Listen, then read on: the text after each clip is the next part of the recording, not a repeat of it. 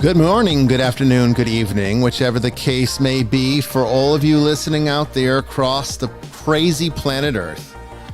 Welcome to Vestiges After Dark.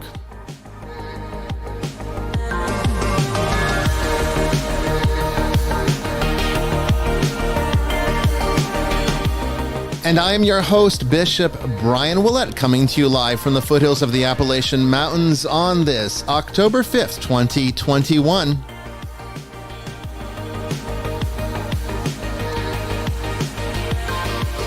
Tonight, we have open lines, open topics. We take your questions from the chat room, from social media, and even from calling into the show to be our guest tonight. You are the subject of the show, whatever's on your mind, be it religious, spiritual, metaphysical, esoteric, paranormal, or something else. We'd love to hear what's on your mind, and then we'll chat about it. We'll talk about it. Get ready for 2, maybe even 3 hours of open lines, open topics. Don't go away.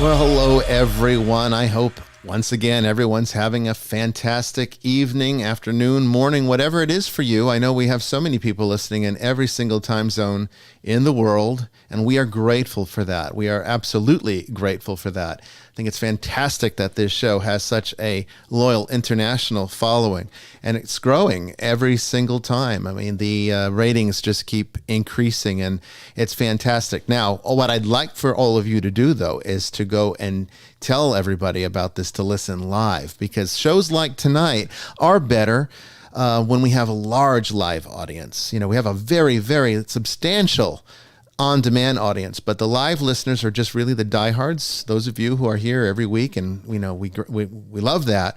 And all of you are welcome to call in and ask whatever questions might be on your mind, or give us comments about something that is concerning you, or maybe even a story from your own life that deals with the spiritual, the paranormal, however it happens to affect you. You know, we would love to hear from you on either the chat room, but also calling into the show. So go ahead and get ready to write down the number to call into the show tonight. That is 347-338-1860. That's 347-338-1860. Once you are prompted, enter PIN number 1100999. That's 1100999. That will connect you to the switchboard, and then we can take you on the air when we get to your place in the queue. Okay? So tonight, it's whatever's on your mind. There's no limits. There's no rules. I'll talk about anything that is of concern. But, you know, Vestiges After Dark tends to be a show about the paranormal. So we try to keep it on, at least in that general area. But, you know, there's always things that are going on in the world. And, you know, on discussion shows like this, I think it's just wonderful to talk about all of it. So that's what it's. And, you know, historically speaking, the open lines, open topic shows are the most popular. When I look at the ratings for all of the shows that we've had, more people listen to this type of show than any of the other ones. And we've had some really great guests on. Now, not to say that those guests don't fetch a large audience too, they do. But I'm always amazed at how often you like to have this open discussion. So tonight we've got Father Chris Yates and Sister Joan in the chat room, and they'll be watching for questions as they come up tonight. We'll try to get to all of them, but it's sometimes hard to do so. We're scheduled for 2 hours. We might go into 3 if there's reason to do so. And that's going to depend upon your questions and your call volume. Okay. So please, the show, you are the guest tonight. And that's what makes this particular type of show. So exciting. And I'm looking forward to spending it with all of you. Now, the question that came in for the week that I think was worth mentioning, because it's, again, another question that comes up so frequently. And, I try to pick ones that I have to answer all the time, because, when you're being asked the same question over and over and over again for many, many years, you do grow tired of it. You do. But these are questions that are to be expected. So I feel it is important to answer them each and every time, even though my answer doesn't really change. But when I see one that comes in for the week, when I have an opportunity to feature it on this portion of the show, I jump at the opportunity, because hopefully, more people will listen to it. If they're listening to this show, they'll hear the answer and then they'll know. But the question's a good one, and it's something that I think should be explained maybe in more detail, which is what this show started out as, being a way to communicate with all of you outside of the character limits on Twitter, which really makes it impossible to answer anything in any kind of seriousness. But somebody asked me actually, it was Tammy asked me on Twitter back on last week. She asked, do I think spirits argue? And I answered, and I'll read exactly what I tweeted back. Not really. You need objective consciousness to argue, and you need a brain to have objective consciousness.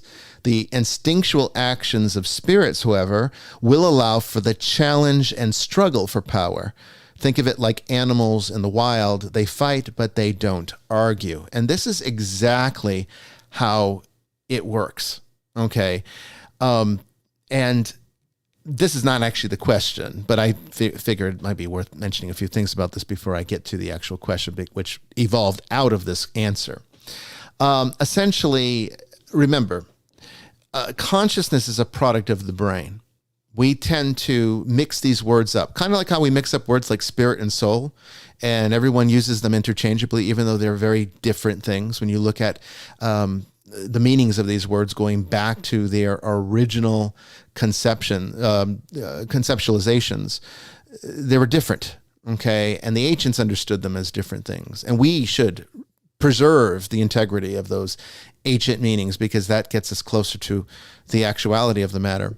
But today in the vernacular, we tend to interchange those words. So it's like you see a ghost, well, you see a spirit, or that's that person's soul. No, you have to understand what these things are. It is accurate to say that a spirit is a ghost. It would not be accurate to say that a ghost you're seeing a soul. But that's a little bit outside the stretch of this particular answer. But if you want to get into it tonight, just let me know and we'll talk more about this. So consciousness is one of those things that we kind of mix up, because we look at consciousness and we sort of assume, in fact, many people who have an afterlife belief system, and most people do, tend to see the afterlife as the continuation of consciousness. And that's kind of inaccurate. The afterlife is not the continuation of consciousness. The afterlife is the realization of awareness. Very different concepts. But again, we're sloppy with our language. We're sloppy with the words we choose, and we think it's okay. Oh, you understand what I mean? Well, yeah, okay, maybe I do. A lot of people won't. And 200 years from now, they're not going to know what the hell you're talking about. All right? That's assuming anything that you write down today is going to be preserved, because everything's digital and who knows how long that's going to last. But the reality is, it's not the continuation of consciousness. Afterlife is the realization of awareness. Very, very different things. Consciousness is an accident of the mind. The mind is a product, even that's not completely accurate. See, even I get sloppy. Consciousness is an accident of brain activity. Okay, when you die, your brain dies with your body, all right, which means that all of its functionality goes with it, meaning consciousness as you understand it is gone. Now, that doesn't mean that there aren't fundamental properties of awareness in the universe, because where do you think you got your consciousness? Your consciousness is a little fraction of that. Little piece of the actual awareness of the universe that is inherent within all things in the creation, because God didn't just create the creation. God created the creation to be alive. And being alive means that it is, to a certain degree, sentient. To some degree, there's a good argument to be made for pantheism, maybe not so much to worship these natural things, but to understand, at least in context to how pantheists would have seen it, is that things like rocks and trees have a type of sentience, maybe not the kind that we're used to, but they are part of creation, and creation is alive.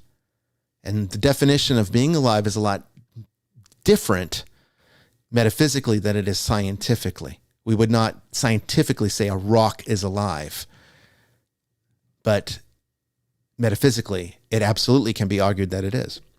So I was trying to explain this. Again, Twitter doesn't give me the opportunity to answer what I just gave you. So I did the best that I could. But somebody else came back. Kristen came back and asked, as a follow-up to my answer, where do you get this info? Or where have you learned this? Asking because I have been incredibly curious to look into this more myself, but not even sure where to begin. Doesn't help that Google isn't a reliable resource when it comes to the paranormal. Well, let me just say this. Google's not a reliable resource when it comes to anything. Okay, so I would just don't use Google. Okay, Google is when you want to have fun and see what the world is thinking, assuming that's fun. I don't know. I used to find it fun. I don't find it fun anymore. But no, Google's not a source to find reliable data. And so I answered her, and I got the feeling she was being a little bit, pretentious, but maybe not. I'll give her the benefit of the doubt. It's just when somebody says, where do you get this info? It just seems a little bit, forward. It would have been better for her to say, I would have at least felt better about her intentions if she had said, I find this so interesting. I've been incredibly curious to find out about this myself. Where did you learn this? That would have been a better way to ask the question. The way she did it seemed a little bit almost like, how do you know? That's kind of how I took it. But I was nice. I'm not always nice online, but I was nice this time. And I said, it's a vast combination of factors. This is what I tweeted her. It's a vast combination of factors that comes with 30 years of doing this work professionally, drawing on 4,000 plus years of theological and occult material, making direct observations via field work, using logical deduction to fill in any gray areas to make educated contentions. Okay, and etc. That's as much as I could put into the tweet. She didn't respond back to that one, but I wanted to answer this because that's the question I get all the time. How do I know? I sometimes talk, which might seem to the layman to be a bit authoritative when it comes to situations about the paranormal, the supernatural. And a lot of people just like to say, well, we just don't know, or make assumptions based upon something that they've experienced. But very few people actually spend the time that it takes to get to know this and study consciousness itself and study our ability to explore those fundamental properties of awareness that I was talking about earlier. And the few people that do this are going to be essentially monks, regardless of which tradition they're from or religion. But I come from both. I did the Christian thing. I did the Buddhist thing. Buddhism is all about the study of consciousness and awareness. Meditation is very much that very thing. And so don't, I guess, dismiss just how powerful a lifetime spent exploring and getting good at those techniques that these has been passed on since ancient times. Don't underestimate just how much information you can get from exploring those methodologies. That's what I spent my life doing. Before you knew me, before I was anyone, before I was doing anything, this is what I was doing. Sometimes if you do the math, I don't know if any of you have been clever enough to do the math on my life, but you'll have figured out if you know how old I am and you know certain things I've talked about, and if I've talked about when I graduated college and all this stuff, you might have figured out that I went to college 4 years after high school. You might not have figured that out, but if those of you who are good at math and maybe have photographic memories might have said, well, that doesn't add up. He must have gone to school late. I did. I took 4 years off between graduating high school and entering undergraduate university. And the reason for that was I was spending my 4 years traveling around the world trying to figure this shit out. And I spent a lot of time engaging in Buddhist meditation. And let me just say that when you commit to it, like really commit to it, I'm not talking about, being stressed at work and saying, you know what, I'm going to like concentrate on my breath for 20 minutes, a day. Now, I'm not talking about that. I'm talking about Tibetan death practice. Okay. I'm talking about learning how to control your physiology, being able to slow your heartbeat down to such a degree that you can stop it.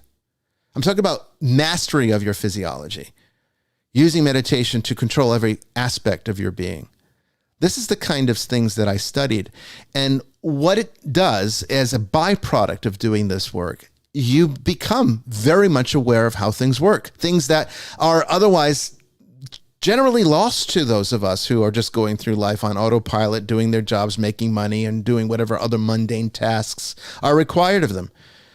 But if you really focus on the spirituality, if you really focus on methods that get you closer and connected, and remember, I wasn't a very religious person at this point in my life, so meditation was impersonal enough that I could stick with it. It didn't require me to have to believe in anything. I wasn't sure I wanted to believe in a God at that point in my life. So it was a lot easier for me to just stick to the tangibles. And it was really that brought me back to God, or that brought me to God in the way that now I have enjoyed for the last, more than about 2 decades. And it's really a fascinating thing. But so when I say that, it comes with 30 years of doing this work professionally, I've been working in this capacity in some degree as my only activity for 30 years. I've never really done much of anything else. I always thought, the few times that I had secular jobs, even that was done more in the sense of a study. I always chose careers that allowed me to study human nature and advanced my understanding of consciousness so that I can do the work that I do now much more proficiently than most people. And I'm not elevating myself. I'm not patting myself on the back. I'm telling you how I've been able to uncover this information. Where do you think the ancients got it? Do you think it was always like, Moses talking to the burning bush? Do you think there was like tablets, coming down from the mountains all the time? No, of course not. These mystics engaged in mystical experience. They became part of their reality, part of their nature. And there were methodologies built out of that, methods for prayer, which, depending upon how you look at it, prayer and meditation are almost two sides of the same coin. It's really what your focus is. If the focus of the meditation is entirely on God, then it's a prayer. If the focus of the meditation is on realization, then it's a meditation. But they're both useful. Okay. And so that's the 30 years I'm talking about. When I say drawing on 4,000 plus years of theological and occult material, well, yeah, that's what I spent the rest of my time. When I wasn't meditating, then I was studying. And I was studying these ancient texts, and I was getting really proficient in understanding. And I'm not just talking about the Bible. I'm talking about the Bhagavad Gita. I'm talking about the Dhammapada. I'm talking about ancient texts, Tibetan texts, all sorts of various sources, including, what became the Western mystery tradition, as well as the Eastern philosophical foundation. It's all there. It was all available to me. I was fortunate that I had access to people that could train me in this way, but not everyone has that. But there's something to be said for, when the student's ready, the master appears. Well, I found that to be very true in my life. And whatever human educators could not teach me, there were no shortage of spiritual beings who did. And again, the realizations I could go into for hours, but it's beyond the subject of what I'm trying to explain tonight. And the rest of it is making direct observations via field work. And that is, using these techniques in the field to be able to extract information and to figure out what's wrong and then go in and fix it. Then whatever you don't know, logical deduction is what you use, because once you have an understanding of the rest, you can figure it out. So it's like, well, how do I know that spirits don't have consciousness? Well, I know that consciousness is a product of brain activity, and I know that the brain dies with the body. So logically, consciousness cannot be what spirits have. Whatever spirits have has to be something that's more fundamental than that. And that's what I mean by the realization of awareness. And I would say that's what the cosmos is. The cosmos is one lump of awareness. Okay? And we just get a little piece of that. And because it's our little personal piece and kind of our little private personal piece, it feels like it's something special to us. And that's the self and the identity that spawns out of consciousness. But that's not the important part here. The important part here is the overall fundamental property of awareness that we spend very little time focusing on, and we don't really understand. Science doesn't get it. Nobody gets it.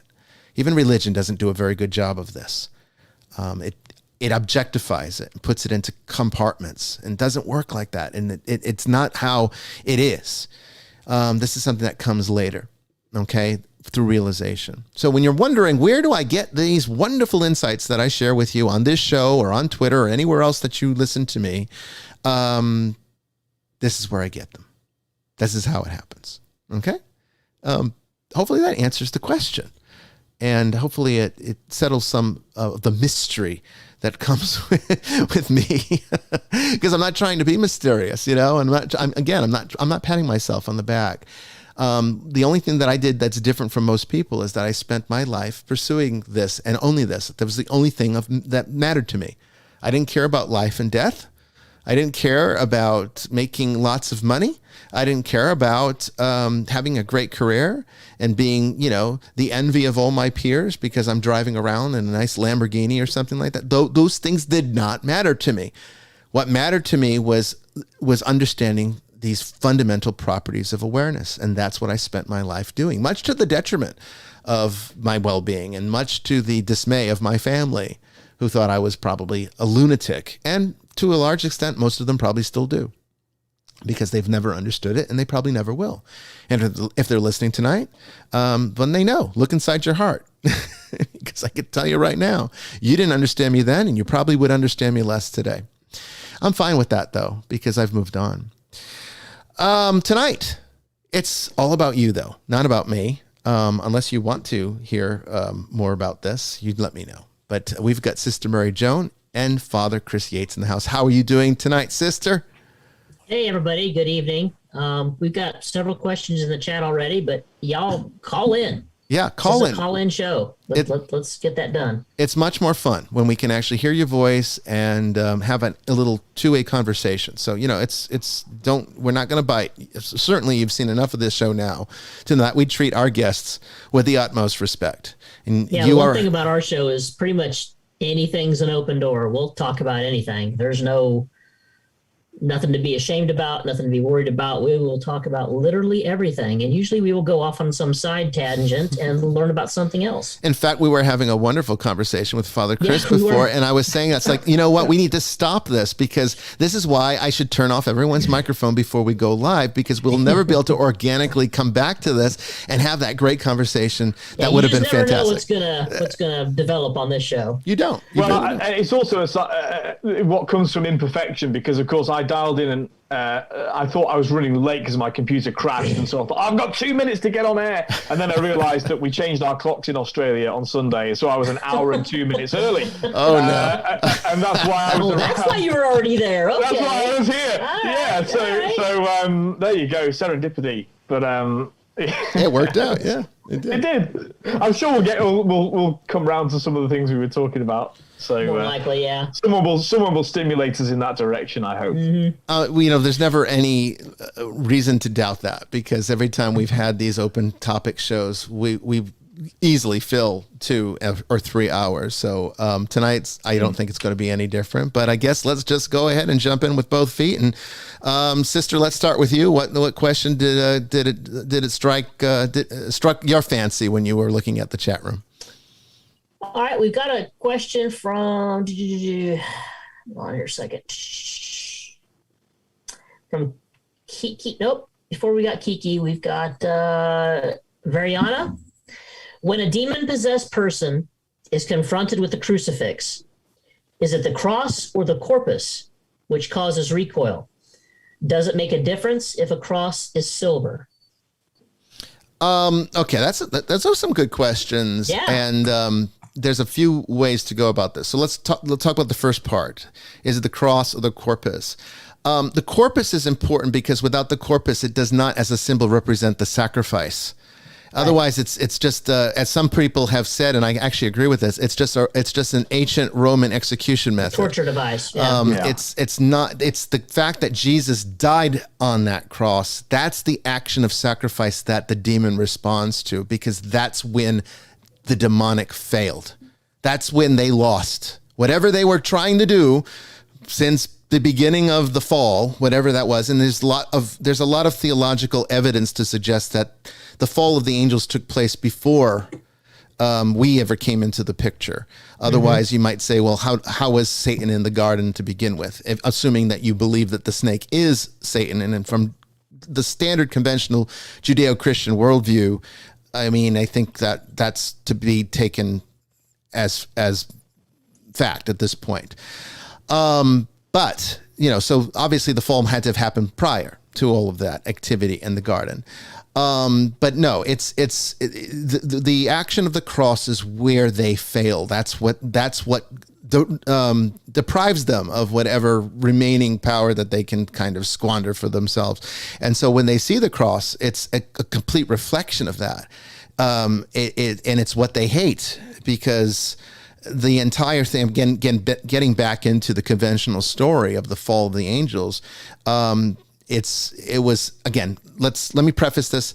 Remember, all of these kinds of metaphorical stories are designed to be ineffable realities that are told in kind of a fairy tale sort of way, so that human minds can understand them, because they're far and beyond.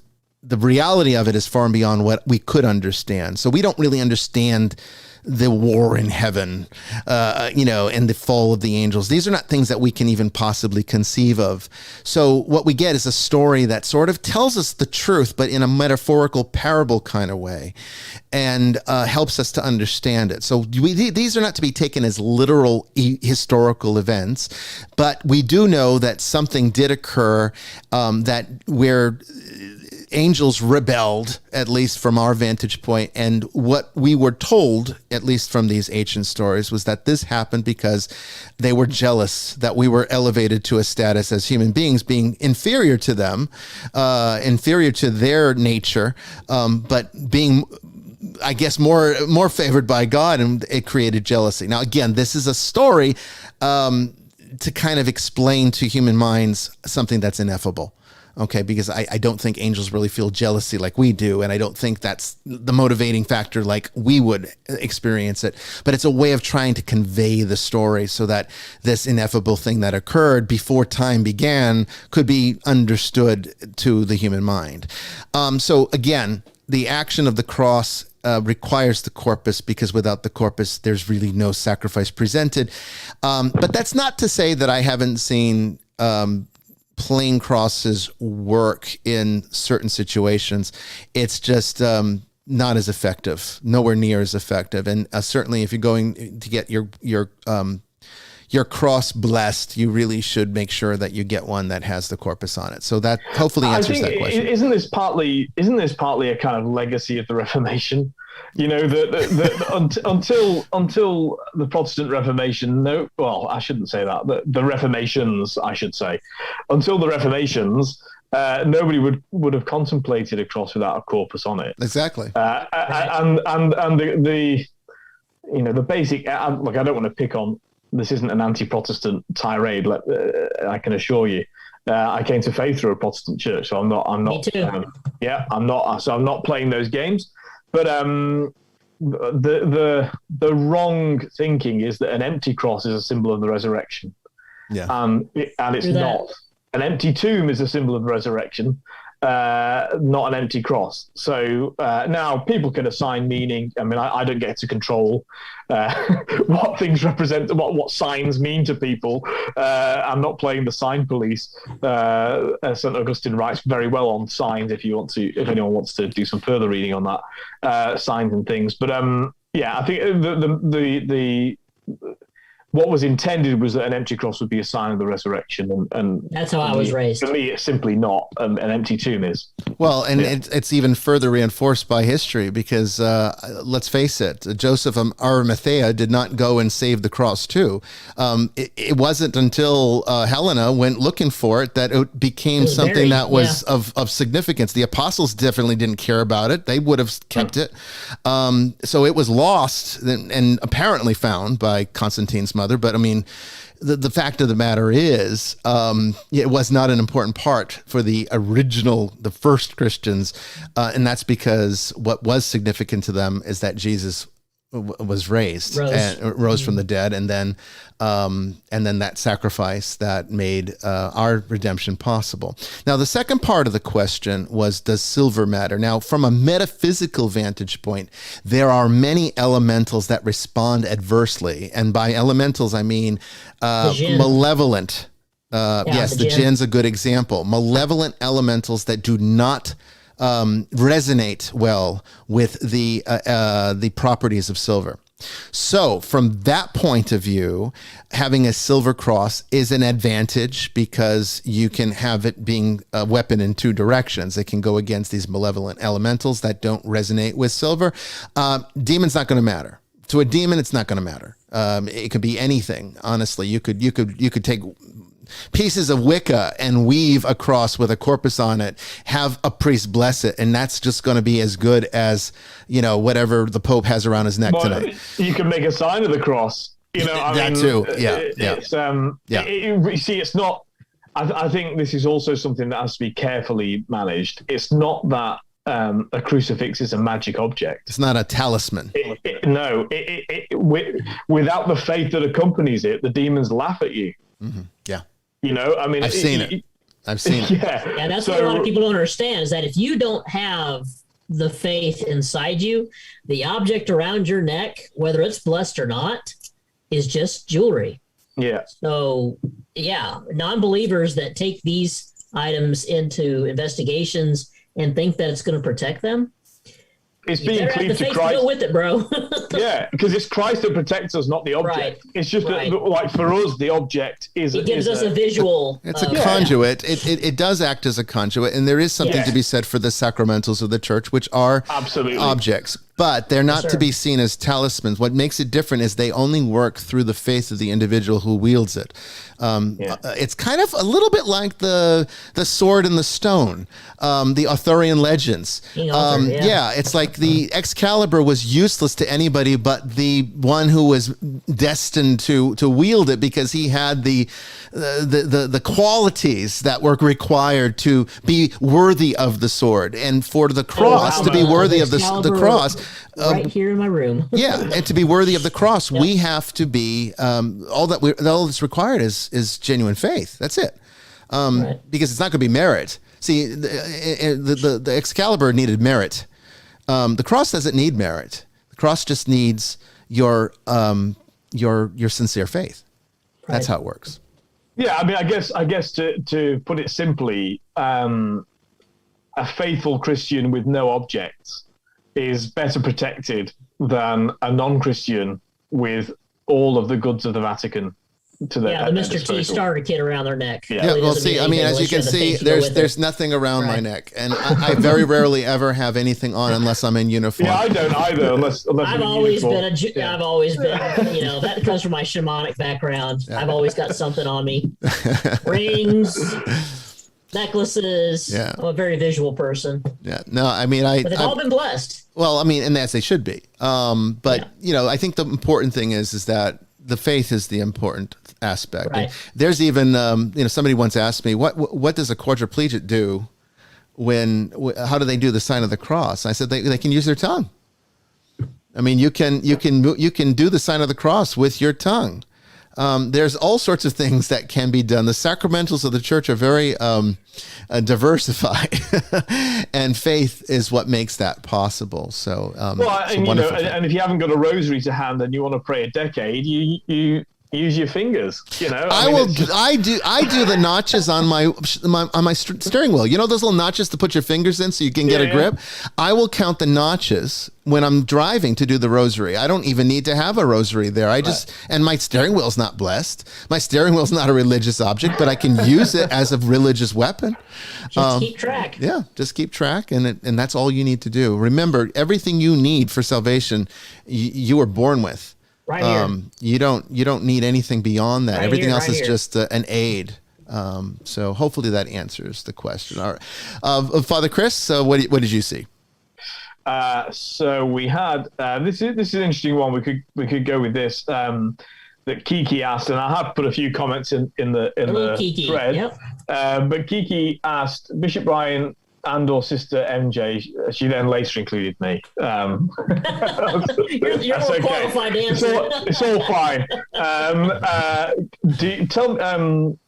Tell me more about the relic you own, and why is it okay to keep a relic but not okay to keep your loved one's ashes?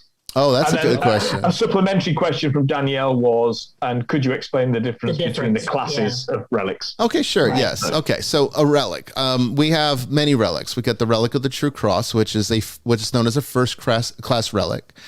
And then we have some that are pieces of bodily tissue. One is from the severed head of the scalp of John the Baptist.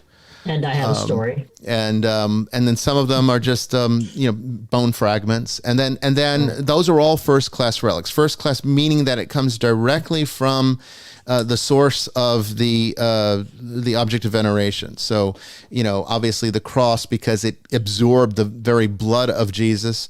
Obviously that's anything from Jesus' life. The thorns. Some people have relics that are the thorns from the crown of thorns that he wore. There's even holy foreskins, although I understand that if you put them all together, it'd be like this massive foreskin. So there's probably too many of those to be genuine. However, again, it's about faith.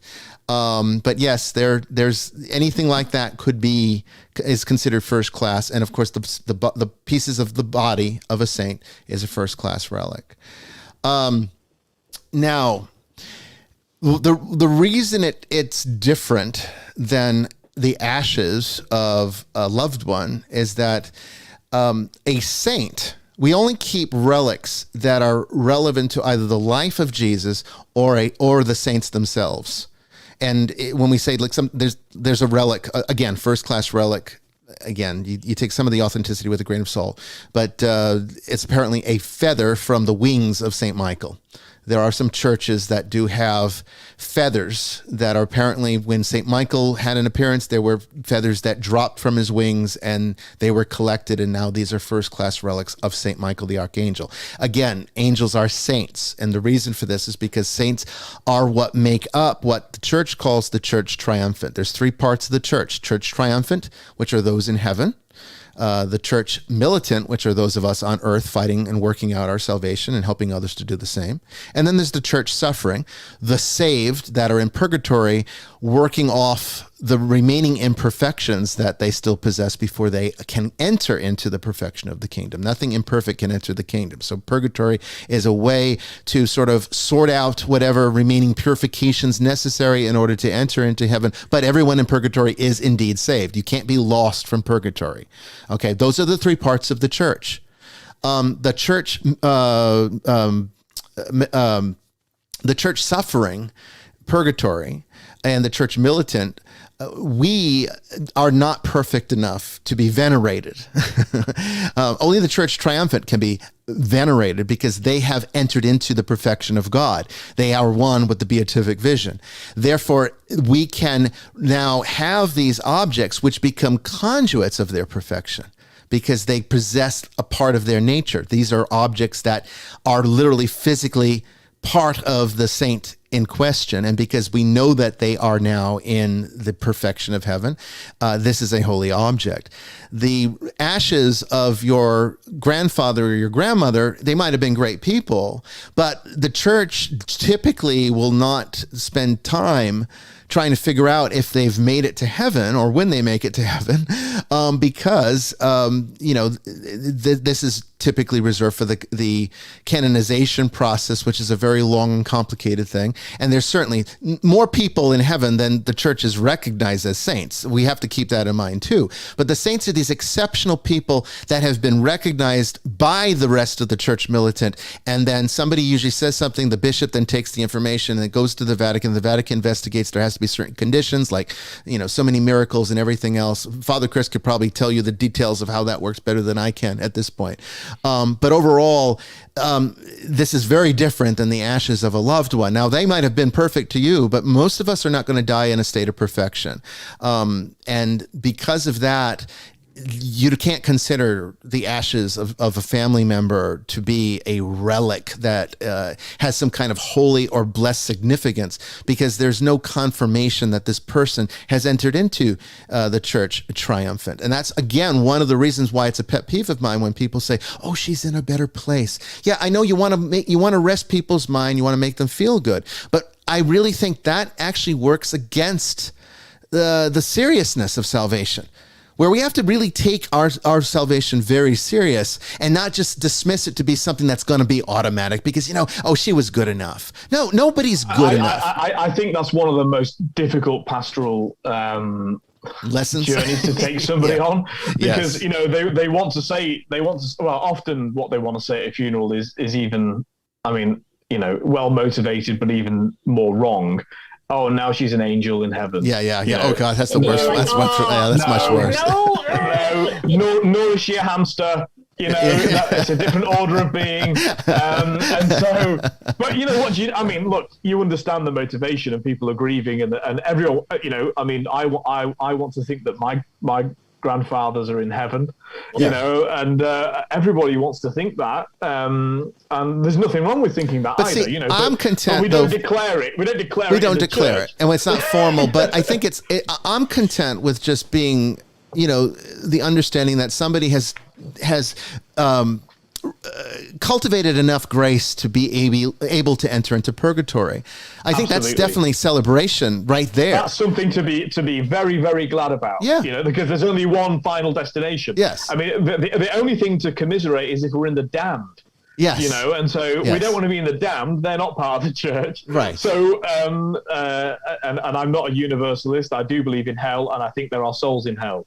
But the church has always declared, but of course never declared particular people to be damned. That's not a role of the church. Right. What really the church is doing in venerating, in making a saint, which is actually a wrong way of thinking about it. What they're saying is, we're going to put a day in the calendar where this person's life will be celebrated. Their witness to Christ will be celebrated. As you said, there are many more saints in heaven than are ever going to be declared by the church. The church freely says that. Well, therefore, the church is necessarily selective about who it makes a canonical saint, in as much as there are only 366 days in a year. We can't make everyone's grandma a saint to be venerated in the church. Right. Yeah, we get really busy. Yeah. And so there is a process. The process, to be very succinct about it, is it goes to the congregation in the Vatican, who send out experts to verify miracles. And lest anybody think that they are, dying to confirm miracles, they are the total opposite. The task is to look for a reason not to, in other words, to look for an explicable reason that something may have happened. A recent one at the moment is my great hero, Fulton Sheen. The Causes of Saints is looking at this baby that was born stillborn, I think, or died shortly after birth, and then came back to life an hour later. And specifically, the mother was praying to Bishop Sheen for his intercession, and then he came back to life with no brain damage or any other problem. So there's an example of one, but he's not been declared a saint yet. Not yet. Not yet, but I think tragically, yeah. And let's be frank about the humanity of the church. Tragically, because there's really an argument about where his relics are going to be interred forever, i.e., where there's going to be marketable of course, and see that's the part of that's part of the problem. And see this problem. And see in the Orthodox Church, the declaration of a saint is a much more simplified process. They don't go through all that again legalism of the West is just not part of the tradition of the East. So it's a lot more simplified, and generally they're just looking for people that lived very holy lives. To answer the last question from Danielle, I believe it was, the types of relics. So first class, I've already explained, is an object that is intrinsically part of that individual. So again, for anything that relates to the life of Jesus, the nails in the cross that went through his hands, the cross itself, the thorns, again, the holy foreskins that are out there. All of these are considered first-class relics because they are directly connected to Jesus and the passion and objects of the passion because of the shedding of the blood. And again, there was, a direct connection there. And then the rest for other saints, it's parts of their body, whether it be bone fragments or skin fragments or hair, that's all considered first-class relics. Second-class relic is something they might have used in life. So, I think Saint Francis of Assisi is often shown with a staff. If somebody preserved that, I'm not sure if they did, but if somebody preserved that, that would be considered a second-class relic. Parts of their habit, I know a lot of saints, their religious habit at the time of death, a part of is broken up, and then they are cut into little tiny pieces and distributed to the church. Those are all second-class relics. I once got to hold St. Thomas More's drinking tankard. Oh, did you? And St. John Fisher's staff. I won't say where. That's wonderful. But I got, and that was when I was a policeman. I was doing a security survey, and they said, "Oh, we've got this," And so I was like, "Oh my god, it's a second-class relic." That's cool. Thomas More. Now, correct me if I'm wrong, but wasn't he the one that was beheaded and he moved his beard out of the way and he said, my beard didn't offend anyone, so that doesn't deserve to be cut off? Wasn't it Thomas More that said that? Yeah, it was. I suspect it was also so that the executioner hit the right spot as well. Right, one and done, baby. We ain't doing this twice. Yeah, that makes sense.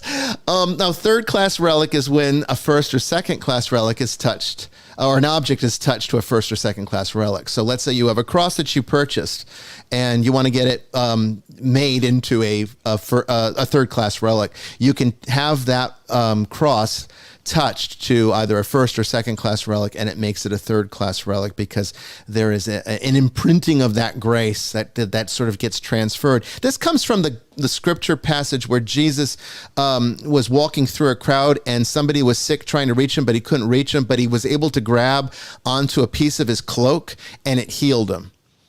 Just by touching Jesus's cloak was enough to already impart the healing that he was seeking. Again, these are matters of faith too.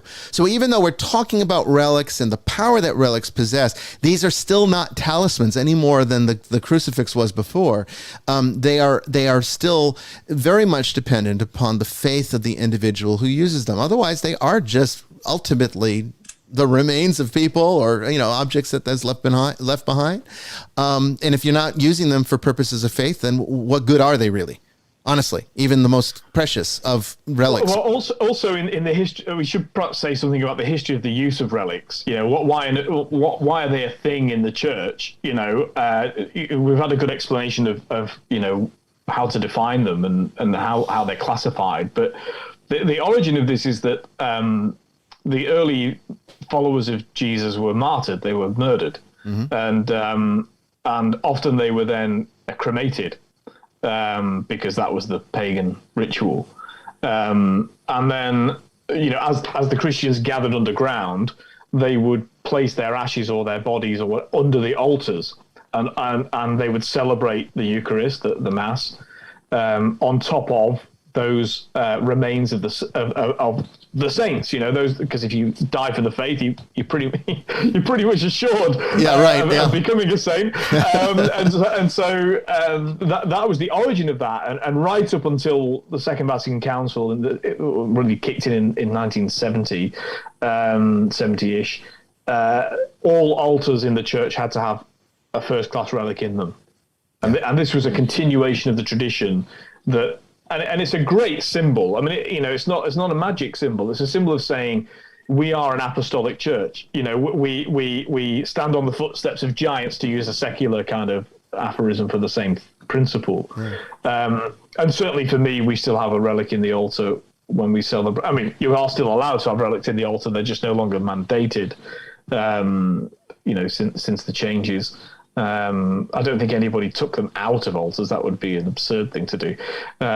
So that's how they've been used within the life of the church, and obviously within exorcisms, we use them really in many ways as a test to see if what we're dealing with is something demonic or not. Right. So it's really a test for the devil, rather than a sort of a medicine for the sick. It's true. Sister, you said you had a story you wanted to tell about the scalp of John the Baptist that we have. Yeah, I've told it before, but I don't know if I've told it on Vestiges. I may have touched on it, but my first investigation with Bishop going to Ogden, Utah for ghost adventures. This was the Lions case. Yeah. And Bishop gave me it was a container with a piece of the scalp from John the Baptist. And he's like, hey, hang on to this, make sure it's safe. I want you to hang on to it until we get there. And I'm like, okay. So we're going through airport security, and I just know I'm going to be asked about this little plastic container in the front of my backpack that's got a piece of a human scalp in it. And I'm like keeping my eye on it as it goes through the conveyor belt because I don't want to lose sight of it because it's just that important. And I come to find out that we share the same birthday, which I thought was really cool. But we get on the plane, and I would not allow, my backpack was like in between my legs on the plane the entire time. And about every 10 minutes, I'd like kick it to make sure it's still there, because this was just so important to me to make sure I didn't lose this. And we ended up using it in the episode. And yeah, it's you can see it in there. One of the things where you're on a plane heading to Utah from Atlanta. And this is my first case with him. And I'm sitting there going, all the things I've seen in my life in law enforcement, and here I am on a plane with a piece of scalp from a saint. It was so crazy for me to realize that's what it was, but it was cool at the same time. Well, hopefully they didn't have cadaver dogs at the airport when you got there. So no cadaver dogs. They had the beagles, but no cadaver dogs. No cadaver dogs. I just knew I was gonna have to explain it. We probably have time before the top of the hour break for one more question. So, sister, what's our next one? Teresa had one. I have heard that prayers to saints are more powerful on their feast days. Is this true? I would say, as a matter of tradition, it tends to be true, but only in the sense that I think it comes down to the fact that the part that we play in prayer is more focused. Not so much because they are limited to only their special day in order to act on our behalf. No, saints are not limited by time like we are. They're outside of time. Heaven, the church triumphant exists outside of time. It can participate in time, but it does not exist within time. Time and space don't really matter to it. It's not confined in that way. So no, the feast days of saints don't really empower them more. But for our purposes, we get more focused because we're thinking about that saint's life. And, if we're really dedicated Catholics, we're going to the daily mass and we're celebrating this in the divine office. And, all of the liturgies for the day are focused on the feast day. So this is a way to connect more intimately with the life of that saint and to derive grace. This is how, people ask me, you always talk about cultivating grace. How do you do that? This is how you do that. It's a way of connecting. So for our purposes, yes. For theirs, no. And if there's a favorite saint or a patron saint that you have that you feel very connected to, I know I have a few, Teresa of Avila, John of the Cross, kind of a pair there. Go together. Saint Denis is another one, Saint Lucy. Oh gosh, there's so many. I mean, obviously the Theotokos. I had St. Francis a couple of days ago, and I made sure that I did the Liturgy of the Hours for his memorial. And then I went outside in the afternoon and just sat in nature and did a little meditation, because he was so close with animals. And that's my thing, is nature and animals. Mm-hmm. And it's very beautiful to be able to celebrate that day and just concentrate on that saint, what they stood for, and humanize who they were. That's very important. If you get a chance to do it, it's a beautiful thing to do. It is, because we have to remember, we always forget, these were people. These were people. These are people that lived real lives. I mean, they had their quirks, they had their downfalls. They were sinners. They were sinners just like us. I mean, they went to the loo. They did. They went to the loo. They did. Think about that. I mean, think about that. We talk about how this person thinks their shit doesn't stink. Well, this is where it comes from. We get this idea that they're so great and so beyond us that the basic things that we do don't apply to them. No, they were just like us. And I've said it before. A wise old priest said to me on my ordination, he said, just remember, the hand that holds the host also holds the toilet paper. It's true. Which is kind of good. Thank you for that visual. I appreciate it. Hopefully we're using, we're washing our hands, using sanitizer beforehand, and if you're doing the liturgy right, at least you get a little water on yourself before you get started, But no, I mean, the fact of the matter is, Sister Maximilian loves this quote, but it's something that I grew up on, and it's something that's very significant, is that the difference between a sinner and a saint is that the saint knows they're a sinner and does something about it. That's the only difference. Other than that, there is no difference between a sinner and a saint. I love that vision of evangelism, and I'm going to kick myself for not remembering who said it, but the evangelism is one sinner. This is the principle: is it's one person in the desert speaking to another person in the desert, saying, "I found the source of water." It's two people who thirst, but the one is showing where that thirst can be quenched, and that's a great image of evangelism, because it's got nothing to do with marketing, it's got nothing to do with money. It's about survival. It's about salvation. Which is what it should be. We are talking with Sister Mary Joan and Father Chris Yates, answering your questions. We got more coming up here in the next part, the next segment. Don't go away. Get your questions logged in the chat room. Before the storm, things aren't as they were before. You best start bracing. Did you think you could keep us out? Shut the gates, forget us now. The tides are changing.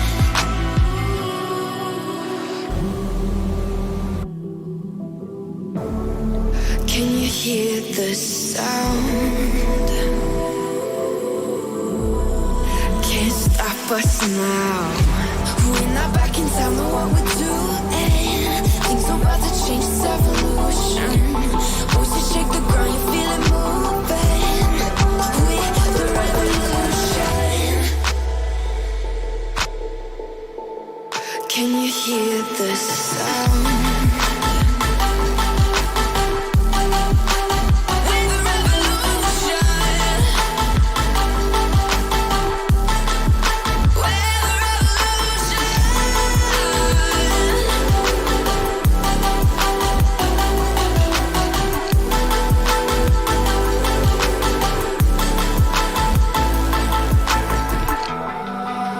Ground beneath your feet, with the wind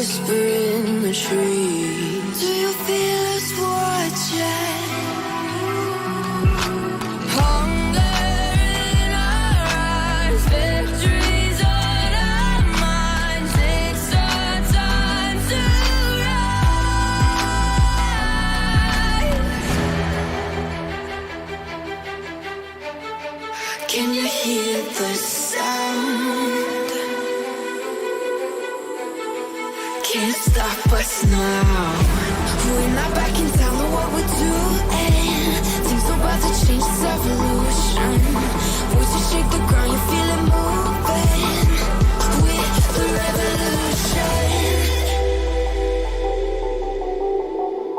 Can you hear the sound?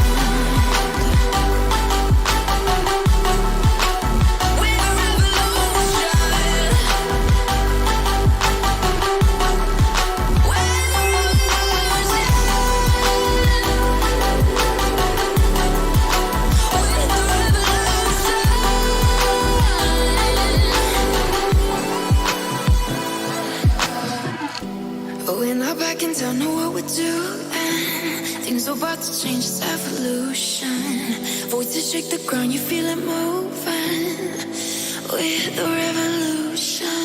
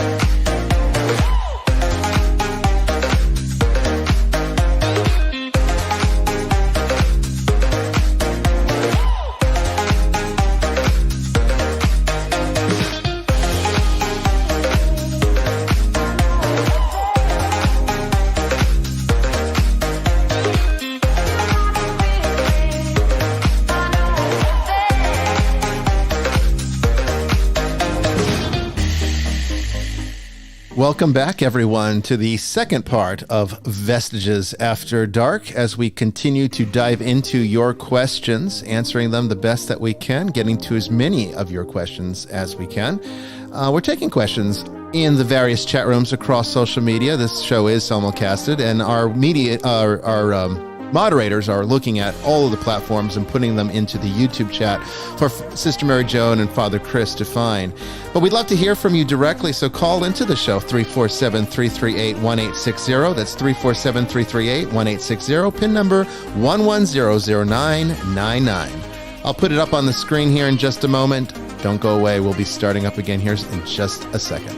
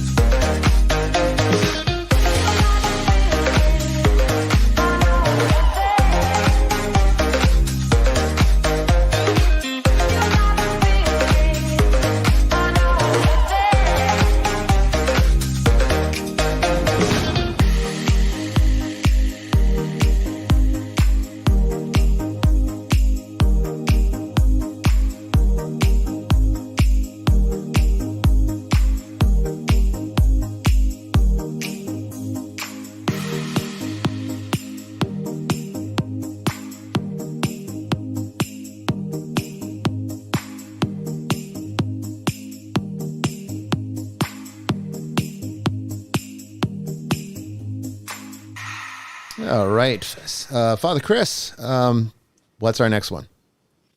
Oh, here we go. So, Was Rick? it was, well, I've got a couple of others, but well, I'll just answer a very quick one, which is, does Australia have daylight savings time? The answer is yes, which is why I was an hour early for this show today, because that's what we went into on Sunday. So, but I was saying it's so peculiar, Australia, because New South Wales and Queensland are on the same longitude, but we also have a time difference because they don't do daylight savings time. So, and South Australia has a half-hour time difference. Half hour. What's that about? 30 minutes. Anyway, but no, back to more serious questions. Confused. We have one from, this was from Rick Cavell. I hope I'm saying your surname right. So esoterically, who is Jesus in us, in you and me? So I think this is a good one for you, Bishop Bryan. I have my own views, but we'll be interested to hear what you have to say. Well, I think it's one of those questions that has more than one right answer, honestly. But, esoterically speaking, Jesus is perfect man. So in a sense, it's a model for who we are to follow our lives after, what we are trying to become, and a model for ourselves as being what we would be like one day and the perfection of heaven. This is why we get to participate in the resurrection too. It wasn't just like a one and done event. The resurrection opens resurrection up to everyone, even the damned. I mean, really, when you think about it, the end of time, the theology of the church teaches that all the dead will rise. So it sort of had this cosmic impact on our nature, and something that linked us, I think, to Christ. But I mean, esoterically speaking, it's the perfection that we are striving for, what we are reaching to become. And in a sense, it is a hopeful message, because even though Jesus, from the conventional religious standpoint, is God, second person of the Trinity, something that is remarkably different from us, nothing Jesus did in his ministry separated himself from us. It was always to bring us closer to him. And that's what is really meant by mediator between man and God, and why Jesus is the sort of that takes on that title of mediator, because that's exactly what he is. God the Father, as we've understood God up to that point in history, was so unapproachable, so far and beyond us, so dissimilar that there was no relatability. And the real marvelous thing about the incarnation is that God became relatable. God brought himself down to our level to raise us up to his level. And that is constantly happening throughout the course of our lives. And that's what the process of salvation is really all about. That's what grace is really all about. And that's very much living within us. And then that's not even to talk about the sacraments and how that puts Jesus within us in a very unique and special way. No less than the Eucharist itself, which physically puts Jesus within us, not just esoterically, but pragmatically. I was gonna say. I remember I was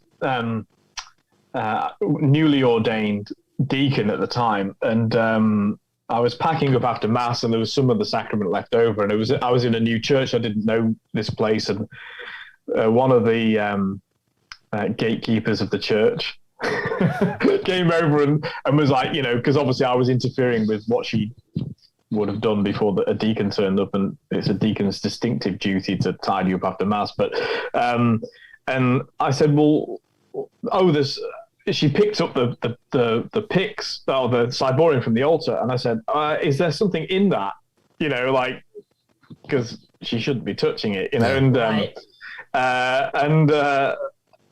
And I opened it, and there was still, there was sacrament left. And so I said, where do you normally keep this? And I shudder to tell you this story, but what they... I can see where it's going.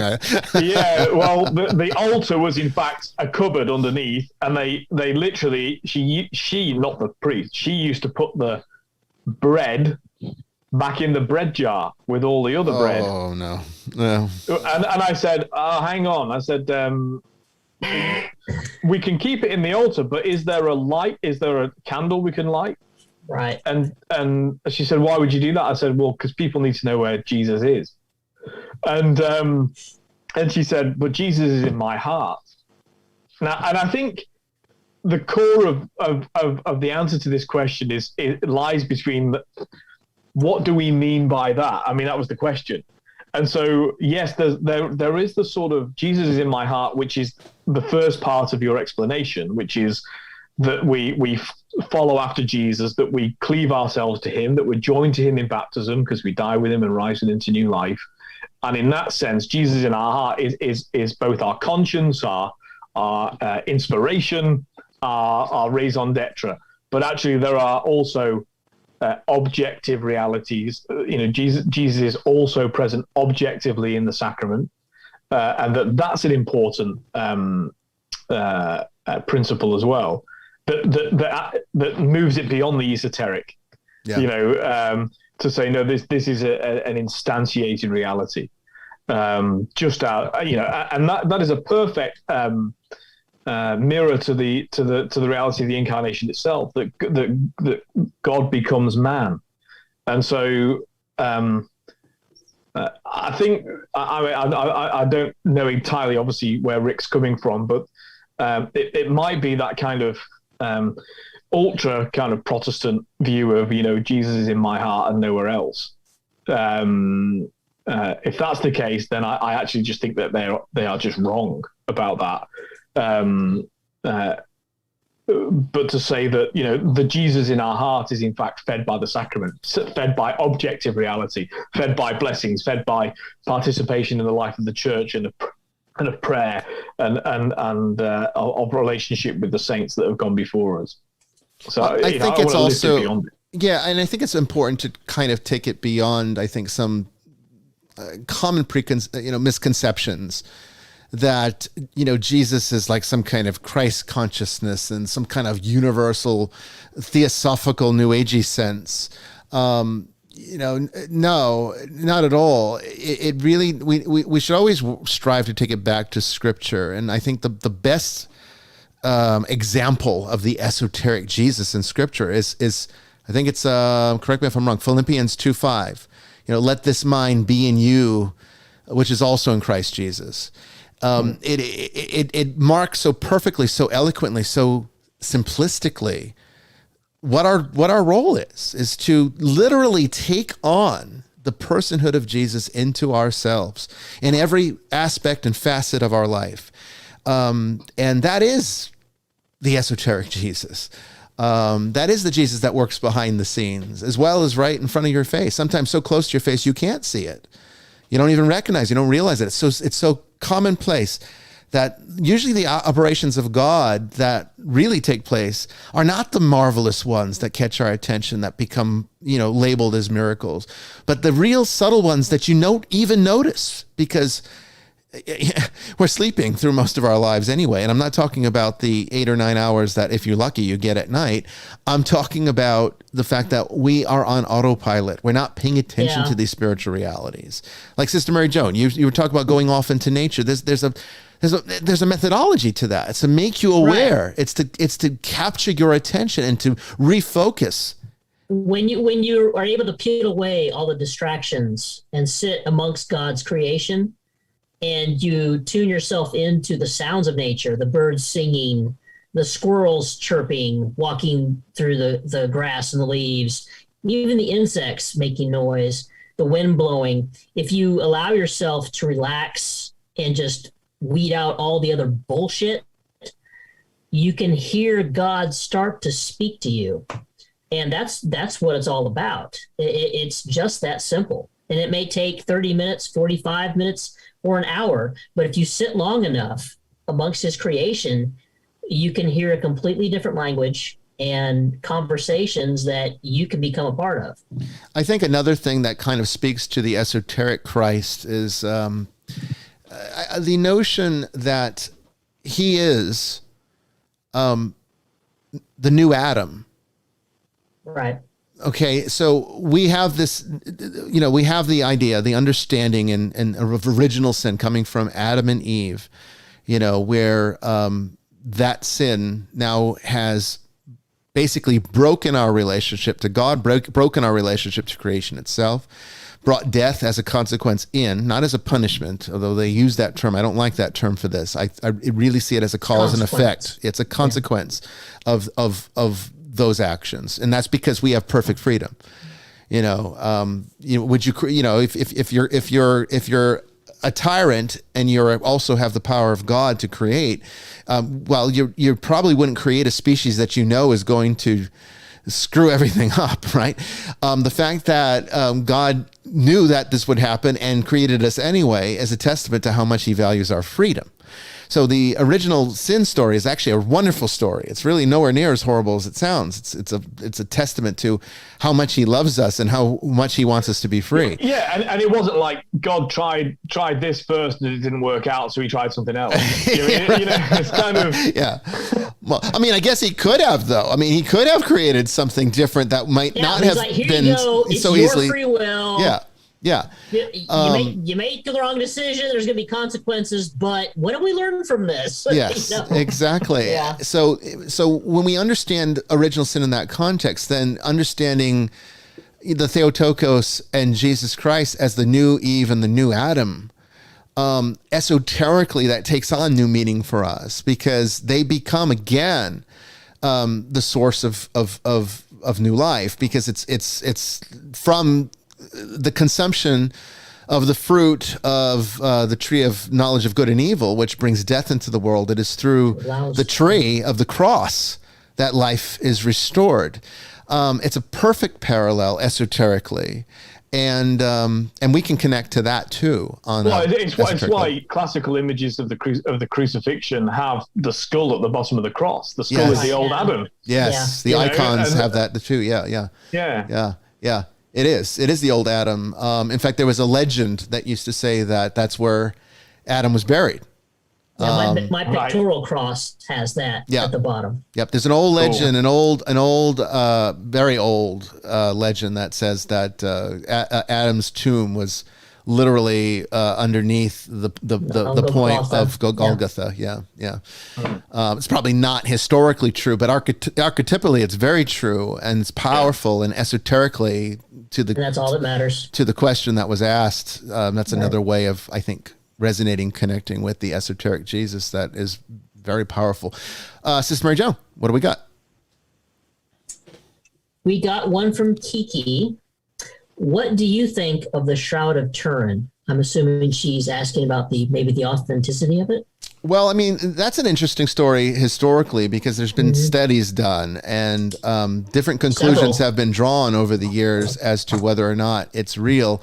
And part of the complicating factor is the fact that it survived some fires that changed. Yes, it did.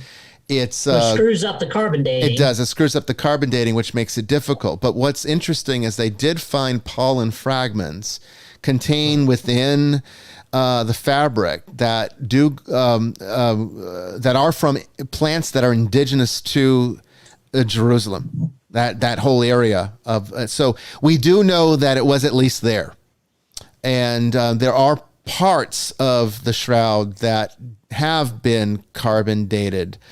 And with some new techniques that have suggested that it takes it back much earlier than the Middle Ages, which was, I think, what the first tests decided. The problem is, even if it was a forgery, and let's say that, they got some human blood and, were able to do some Renaissance art, they were pretty talented back then. So you can't completely dismiss that as a possibility. How would they have known about being able to create an imprint in the negative without photography? I may be wrong, but I believe they typed the blood type as AB. Yes. I can't remember if it's negative. I think it was but it's AB. the same blood type as Christ. And back then, they didn't know what blood types were. Well, yeah, I mean, I've got compelling. In my lifetime, it's gone from being discredited to being reaccredited. Yes, it has. Yeah. And so, I think as an article of faith, for me, does it matter if the Shroud of Turin was shown to be a forgery? Would it affect my faith in Jesus Christ? Absolutely no. not. No sane person would it, of any denomination. And so, actually, there's a kind of a good principle to applying things, especially looking at history, which is if there's no motivation to invent it, it's probably true. Yeah. Right. Like the same is true of the perpetual virginity of Mary, by the way. There was no reason to invent that. It wouldn't have made Christ any less had she been married and had children, of Joseph. It wouldn't have made the incarnation any less significant. Therefore, it's probably true because there's no reason to make it up. So yeah, in fact, you could even argue that it really posed a problem for them because it would have looked very pagan-like to say that a god came down and because they would have seen it as a type of impregnation, right?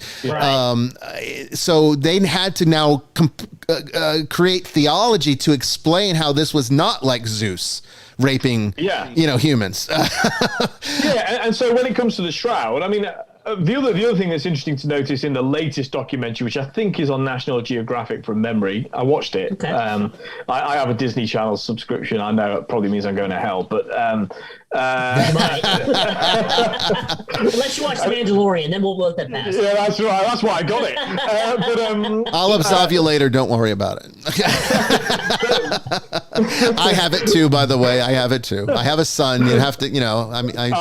Exactly. But what's interesting is they can't recreate it. Yeah. So if it's a fake, it's a good fake. and it doesn't matter whether it's a fake or not, but they can't actually fake it. So they can't recreate that thing, which again leads me to think that it probably is genuine, whether it's of Jesus. But is it a shroud from a man that was crucified? Yes, I think it probably is.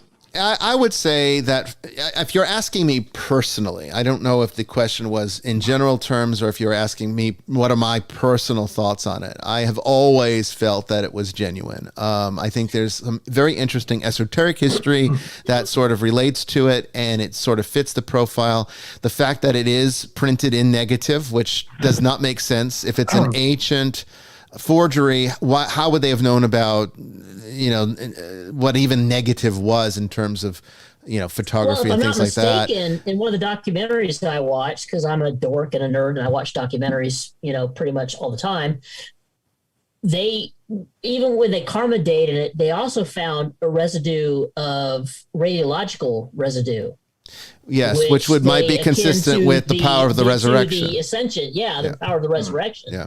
That there's a radiological residue on the shroud that they can't really explain. Which is interesting when you think about it, because it would if it's true, if it is the genuine article, then it gives us some scientific insight into the resurrection, that it has this physical property somewhat related to our understanding of these higher forms of physics, like radioactivity and nuclear power, and some of these awesome displays of science that have just recently been discovered. So yes, I think it is a first-class relic of Christ. The church has never required this as an article of faith, but it allows for people who do find spiritual value in it to venerate it. So it allows veneration, but it does not require it. Test. Yeah, that's another test. What's the effect? Yeah, what's the effect of it? So I mean, things like the tilma of Guadalupe, Our Lady of Guadalupe. Mm-hmm. Tilma, the cloak.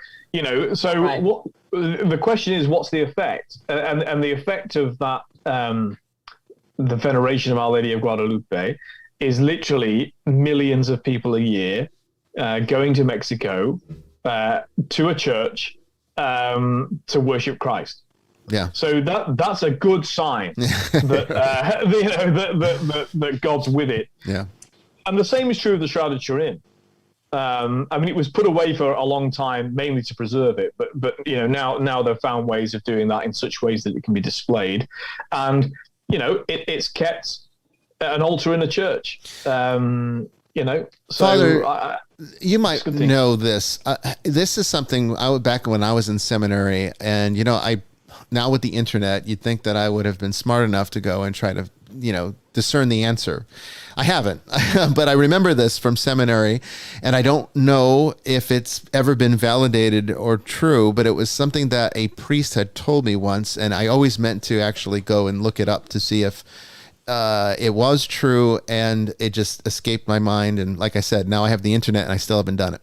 Maybe but if I'm not mistaken, this priest told me that the cloak of Our Lady of Guadalupe, when you look at the art, the imagery, and you look in, if you zoom in with a microscope to the eye of the Virgin, of her image, you go in, you zoom into her eye, you can actually see a reflection of the boy. Wow! Oh, wow! Now I don't know if that's true. I had not heard that. This is what a priest told me. I don't know if it's true. I've never confirmed it. So if anyone out there has, I do know that there is no pigment in the dye. There's no dye. Yes. There's no pigment. No one can explain why it has color. Why it has color? Yeah, isn't that interesting? Oh, it's so fascinating. And that's the other thing to say is that where these things, certainly if they encounter the Roman Catholic Church, they are severely tested. I mean, it's almost as though it's the opposite of what people think. It's almost as though at the Vatican there's a team of people that are total atheists and want to disprove everything. Honestly, that's their kind of mandate, and it's a good thing that it is. My first year, these things are tested. My first year in undergrad seminary was the professor of philosophy was an atheist, and she was hired because of the value and contribution that she could put into challenging us.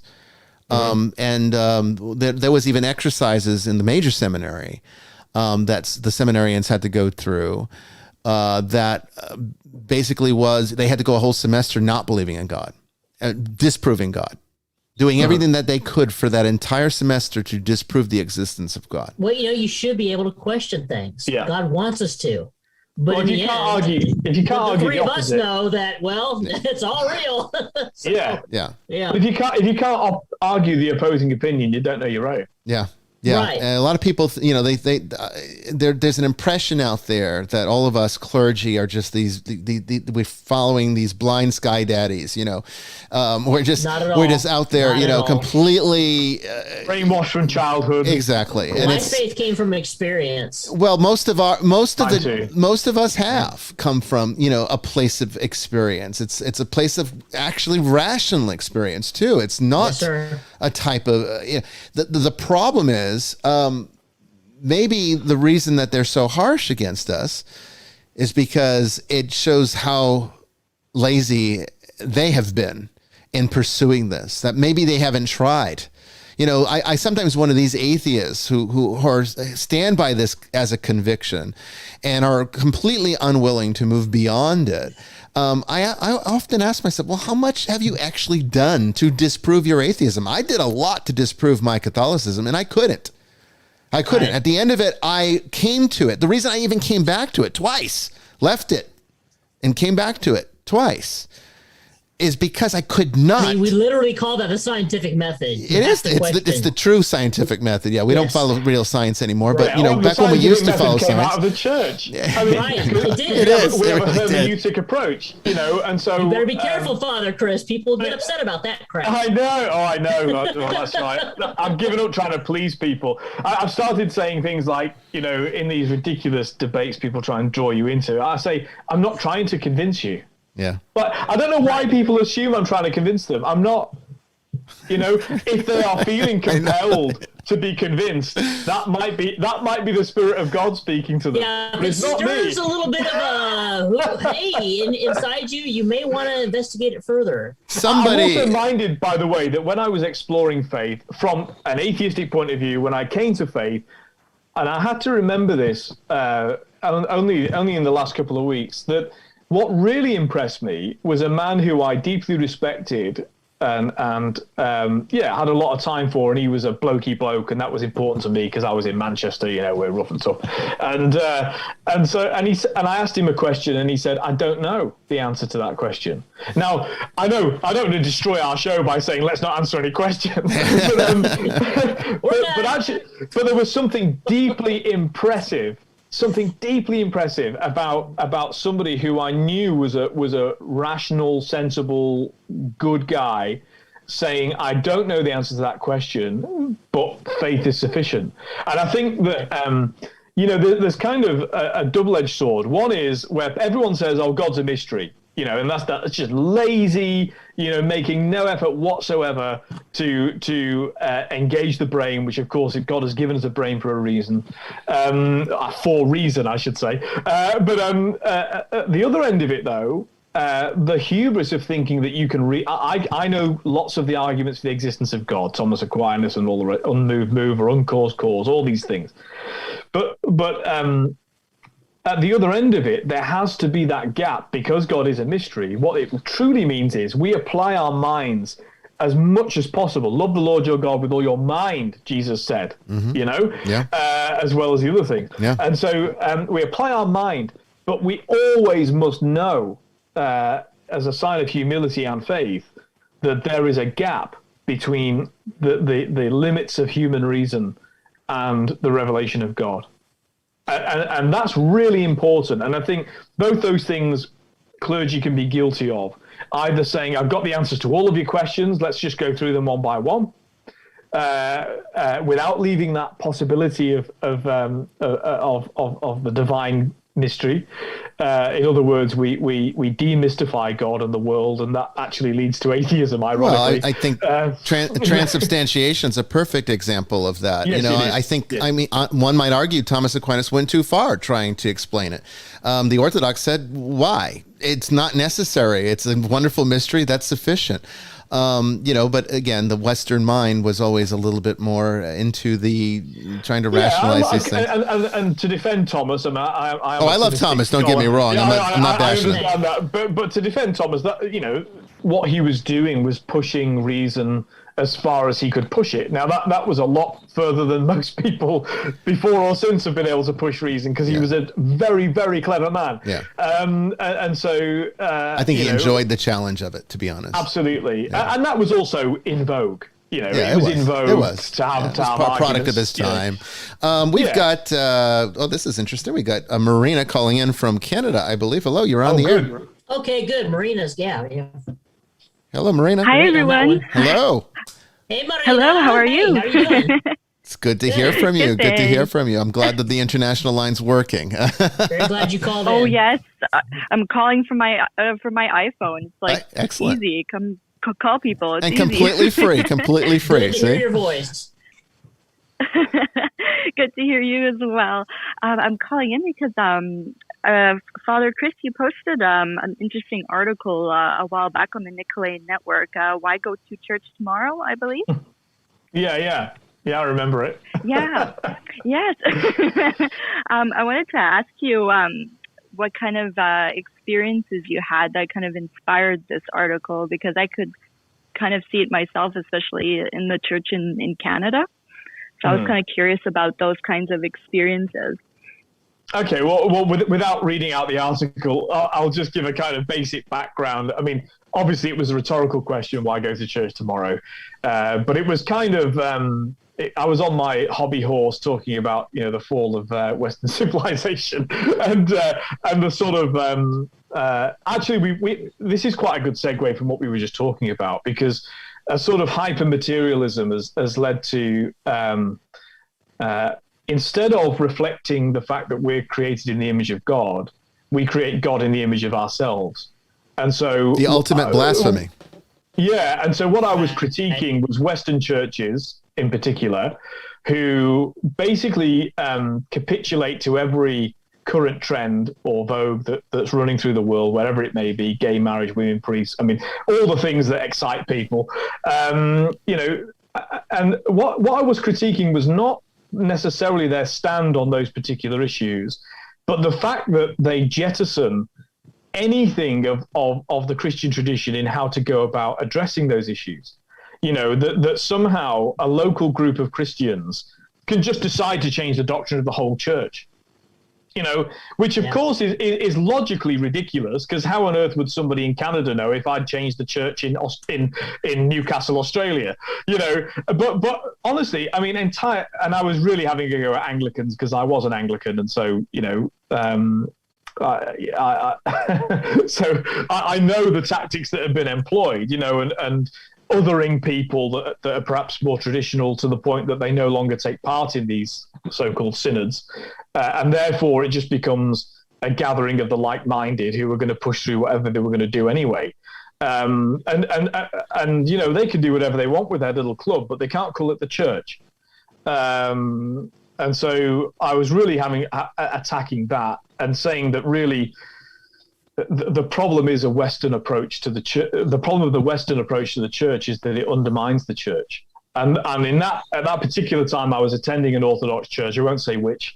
And so I was fairly determined I was going to convert to Orthodoxy, because the Eastern Church, having experienced real Marxism, that they existed under basically the atheist utopian society, which was Marxist-Leninist communism. They wouldn't fall for the cultural Marxism that's invaded the West. So I know I'm using all sorts of words that have now taken on a life of their own.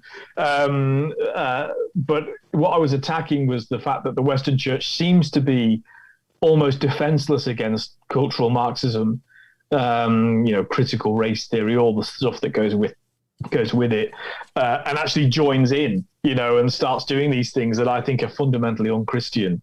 Whereas the Orthodox Church, having experienced that in the Gulag, so to speak, won't fall for it. And so the Eastern Orthodox churches are a bulwark for Christianity against that kind of thinking. I mean, what I ended up discovering was ICAB, the Brazilian Catholic Church, which is because I can't escape the fact that although I can grow a beard, I'm still Western. And so, and my Church Slavonic and my Kini Greek isn't great. Although I've not ruled it out. So I've not ruled out, Orthodoxy in its entirety. But what I discovered within ICAB that was, I could venerate and to a certain extent embody those principles of Eastern Orthodoxy, but using the Western rite, because it's hard enough to convince Australians, which is where I am, hard enough to convince them to encounter Christ without saying, oh, and now you've got to learn to be Russian or Greek or Serbian. And so that was where I came to in conclusion beyond that, after that article. But yeah, I'm deeply concerned that Western philosophy has degraded, and it's degraded because people aren't philosophically engaged. They just they read the New York Times and go with it, and or anything for a quiet life. So, most people don't think men can be women and women can be men, and I don't say this to attack anybody that experiences the trauma of gender dysphoria. I don't negate that at all, but most people really don't go, but they go along with it without really thinking that it's true. And ultimately, what's the end of that? And where that's then patted on the head and treated as Christian doctrine, I just can't, I can't countenance being part of that and then allowing to say they're speaking for Christ, because they're not. Yeah, I think it has a lot to do with walking the fine line between servicing people where they're at, but also maintaining the integrity of the system in which we work. And I think some of this definitely does blur the line, because there is a sort of solipsism to it, I think. This notion that whatever, the only thing that is true is whatever I believe is true.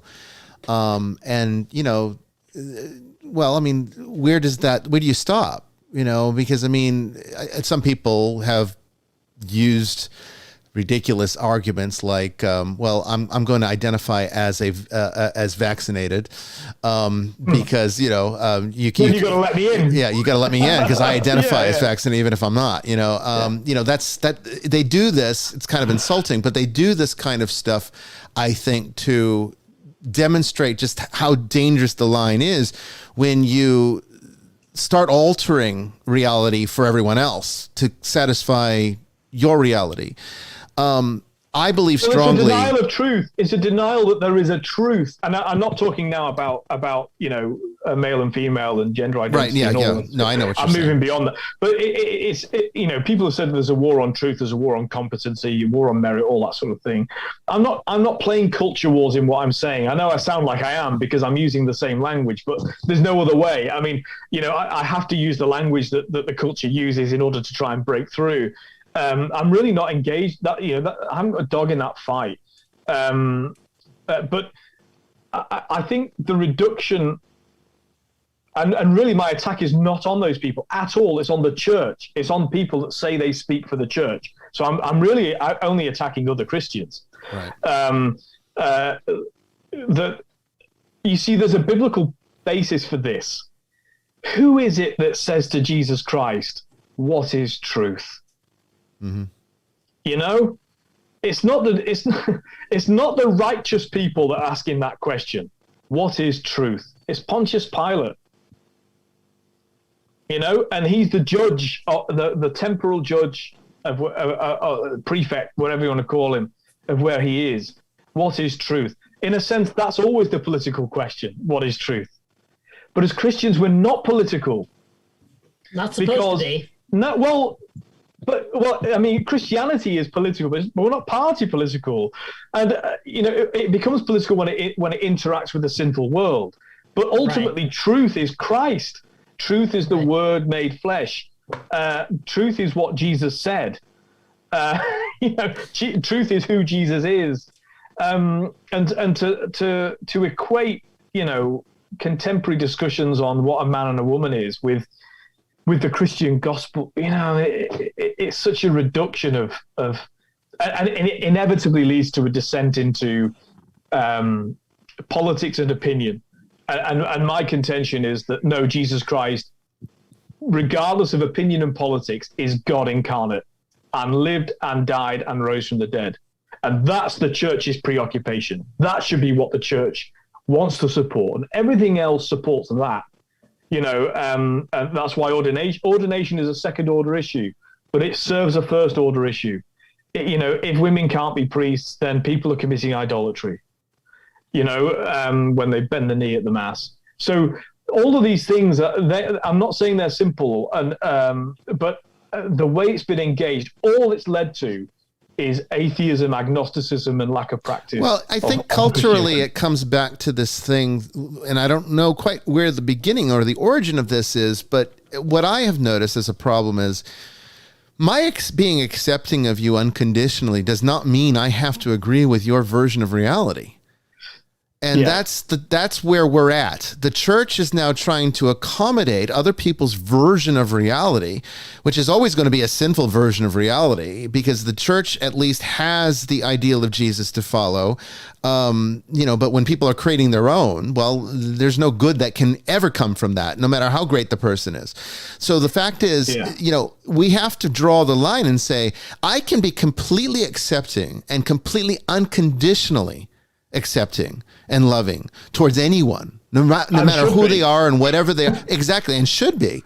And I have no difficulty doing that. And even as a priest, I have no difficulty serving anyone in that capacity. But that does not mean that I agree with your version of reality. My version of reality is what the church, what Christ taught, what the Gospels teach, what the apostolic tradition teach, what the fathers of the church teach, and what the church holds on to as its ideal. That's my version of reality. I realize that might not be everyone's version of reality, but it doesn't have to be. It would be great for me, selfishly, if it were, that everyone agreed with that. But, but the fact of the matter is, I can still be unconditionally loving and accepting and supporting of anyone outside of that worldview. But that's not what's being taught now. What's being taught now is that not only do you have to accept me, but you got to believe what I believe. And I have a problem with that. Because I'm not asking you to do that. I never go out and see that. I don't evangelize that way. I make the gospel available, and it's a take it or leave it kind of thing. Some guy on Twitter was arguing with me about vaccines again, and it's like it was not an argument I wanted to even get into.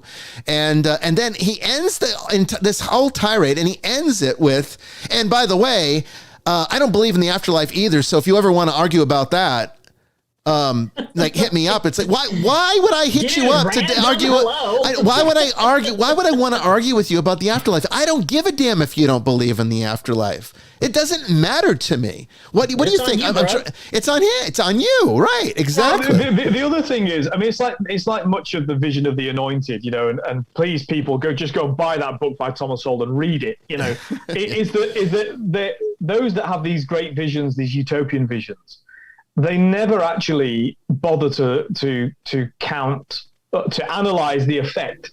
Like, normally the vision is actually something so unquantifiable, so that they never have to face up to the actual outcomes.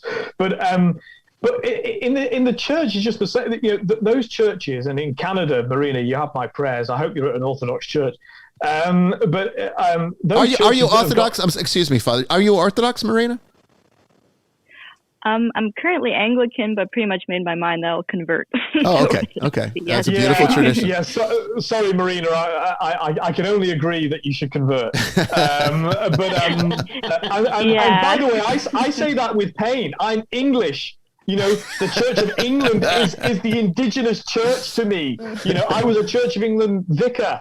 I say it with pain. The Church of England could have remained Catholic. It just chose not to be.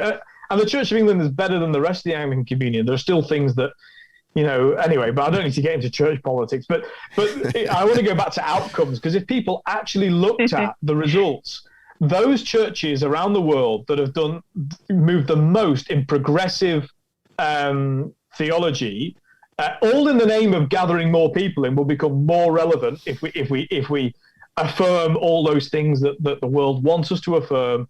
They are the ones nobody goes to.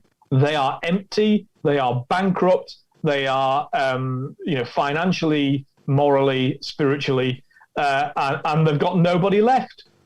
And the so-called big bad guys, the Russian Orthodox Church, is the fastest growing church on earth. So and now it's not all about raw numbers. I'm not making that argument. Tyrants can be popular, but I will. I mean, if you'll indulge me, I'll just read one thing from the article I wrote, because I didn't write this bit. It's a quote. Okay, so because I'm not trying to self-aggrandize at all, but there's Dr. Philip Cariatlis, who's one of the I nearly said dons. Then I'll say it. He's one of the dons at the Orthodox University. St Andrew's Greek Orthodox Theological College in Sydney. He said this, and this CC is the crux of it. Quote, greater than a mere understanding of propositional truths about God, theology is rightly the study of the Church's interpretation of communion with God that leads the faithful to understand their experiences of the nature of God. End quote. And you see, without this lens of interpretation, our experiences quickly become a projection. This is my words now. Become a projection of our own idealized conception of how we think God must be, and not the real God at all. Postmodern clerics appear to be more at home inside Plato's cave, interpreting the shadows, than encountering God as He has revealed Himself truly and mysteriously through the Church. So that's the essence of the article, is to say, there are groups of Christians who think by baptizing the culture, so to speak, will become more relevant.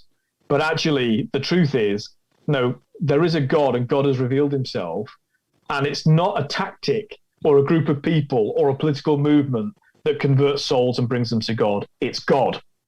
And therefore, the church should be more concerned with who is God in say, who is God, and how has God revealed Himself? Not how do I feel about that revelation.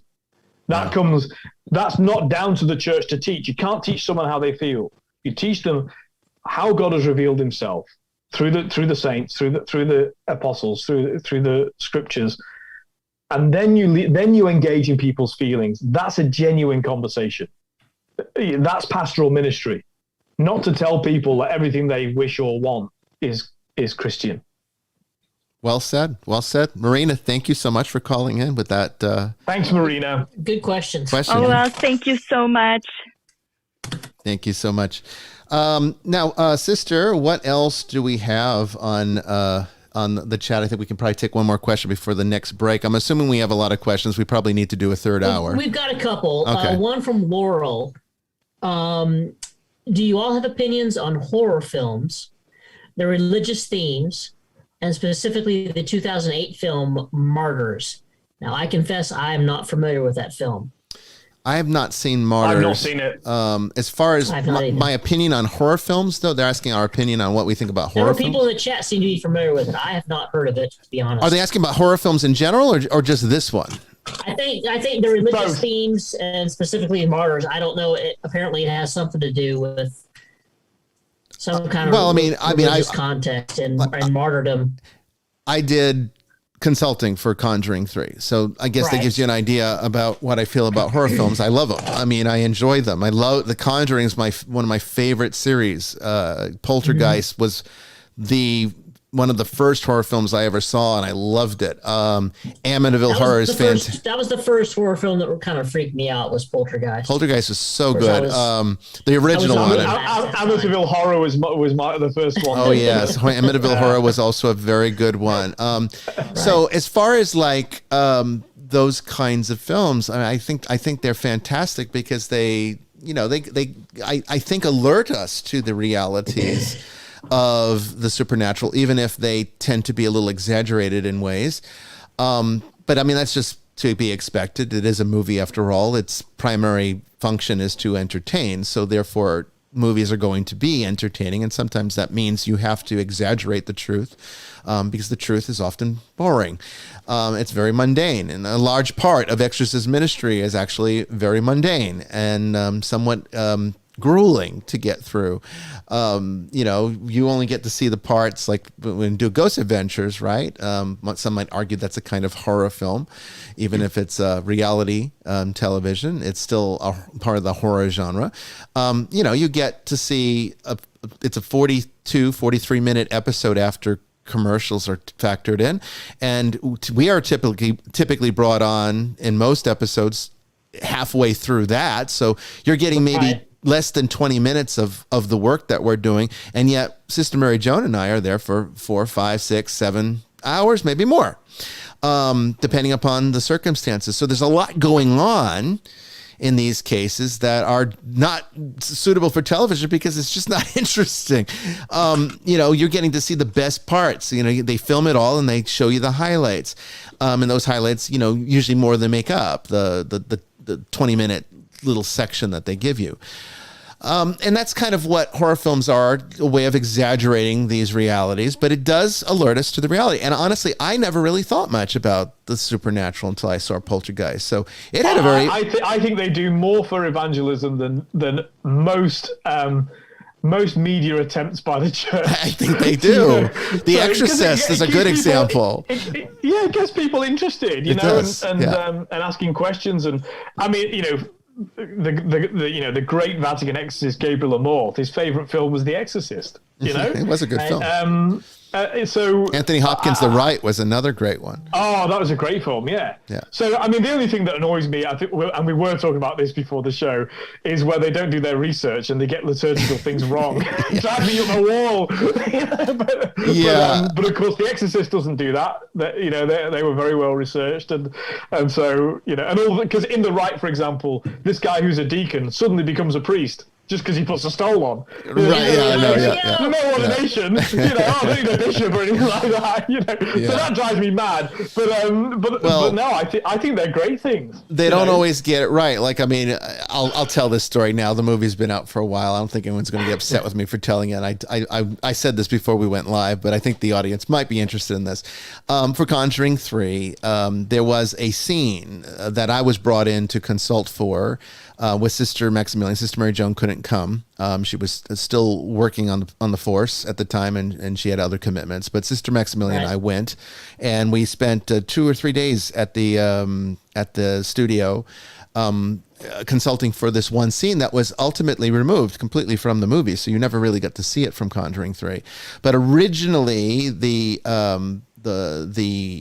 occultist, played by Eugenie Bondurant, who's been a guest on this show before, her base of operations, her character's base of operations was actually not going to be in some underground tunnel like it featured in the final product. It's going to be in a church, and a church that she had desecrated.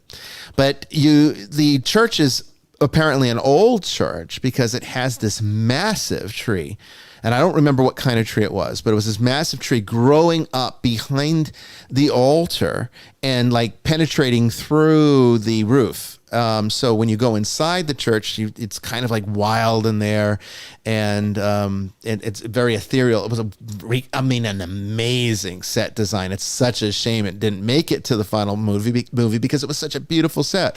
But when we went in to consult for one of the scenes that takes place at the altar that she has desecrated to do her little black magic stuff that she did, I'm looking at that tree and I'm saying to Sister Maximilian privately, I said, that looks like a real old tree. I mean, what kind of tree is that? And we did get the name, we did get the type of tree, and we looked it up and we found that for a tree of that species to get that large, it would need to be about, I think, 150 years old or 200 years, something, long time. But the problem was this church had the altar in the position where the priest looks towards the people.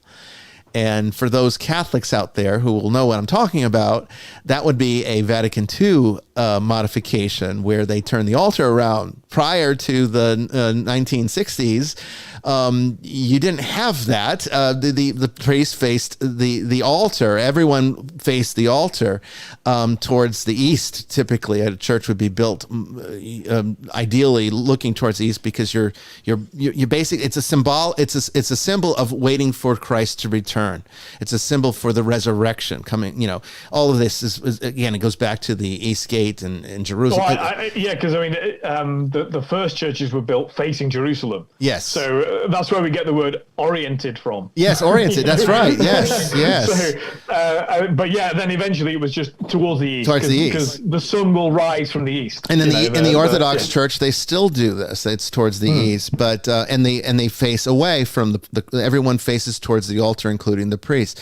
So, but I was saying that it's like, you need to bring me in if you want me to consult for your movie in the Catholic capacity. You need to bring me in before you start doing set design, because this clearly could not have been a Vatican II church with a tree that old growing through it. You know, and the publicist said, well, it was her magic that made it grow big. It was eventually dropped from the movie, so it was a moot point. But it does demonstrate kind of the problem that does happen with movies and them going off on their own tangents and not doing all their research, but portraying Catholic things in a way that Catholics, good Catholics that are knowledgeable would realize, well, that's not entirely accurate, is it? Anyway, we are at the end of the second part of Vestiges tonight, and we will be doing a third segment. Let's just do another one, take more questions from the chat room, and hopefully you guys will call in. So start asking. We'll be right back after this. We got this far, don't know how. I see danger in us. They know we'll burn down the night. Coming just like the sunrise. You know that we're gonna let it away. Tonight, we're gonna let it away. Tonight, we're gonna let it away. Just like the sunrise, we're gonna let it away.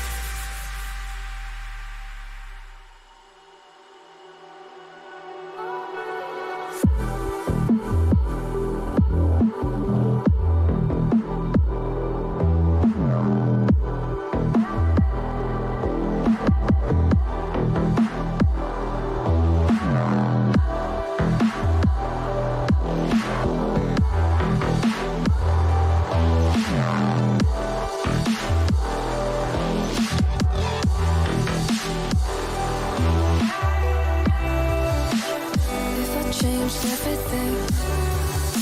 The way I walk, the way I breathe. Will my fate shift into the night? But here I am, same old thing. Sinking deep, no ecstasy. Reality haunts the living mind.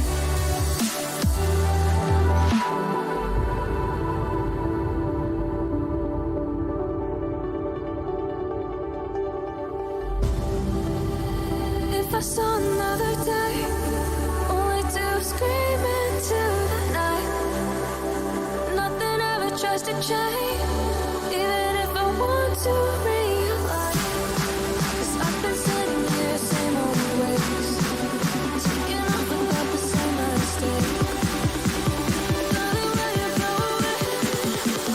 It won't be as simple for you.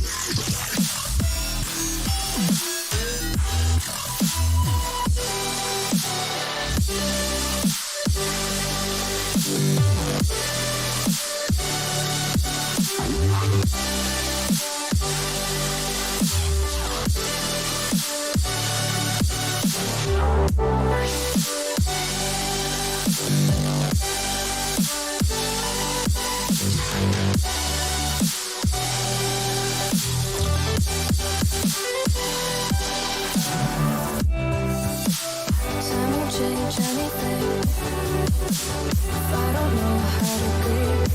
The current that pushed against the tide.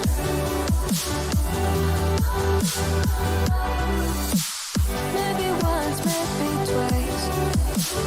Turned around to save the time. Now I know how to leave the side.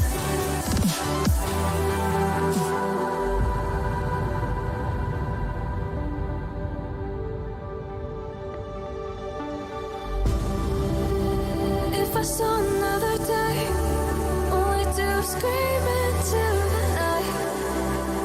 Nothing ever tries to change, even if I want to realize. 'Cause I've been sitting here, same old ways, taking off without the same mistake. Can I leave it all behind? Follow all the leading signs. When the dark is growing and the light is closing in, darling, where you going? Won't be as simple for you.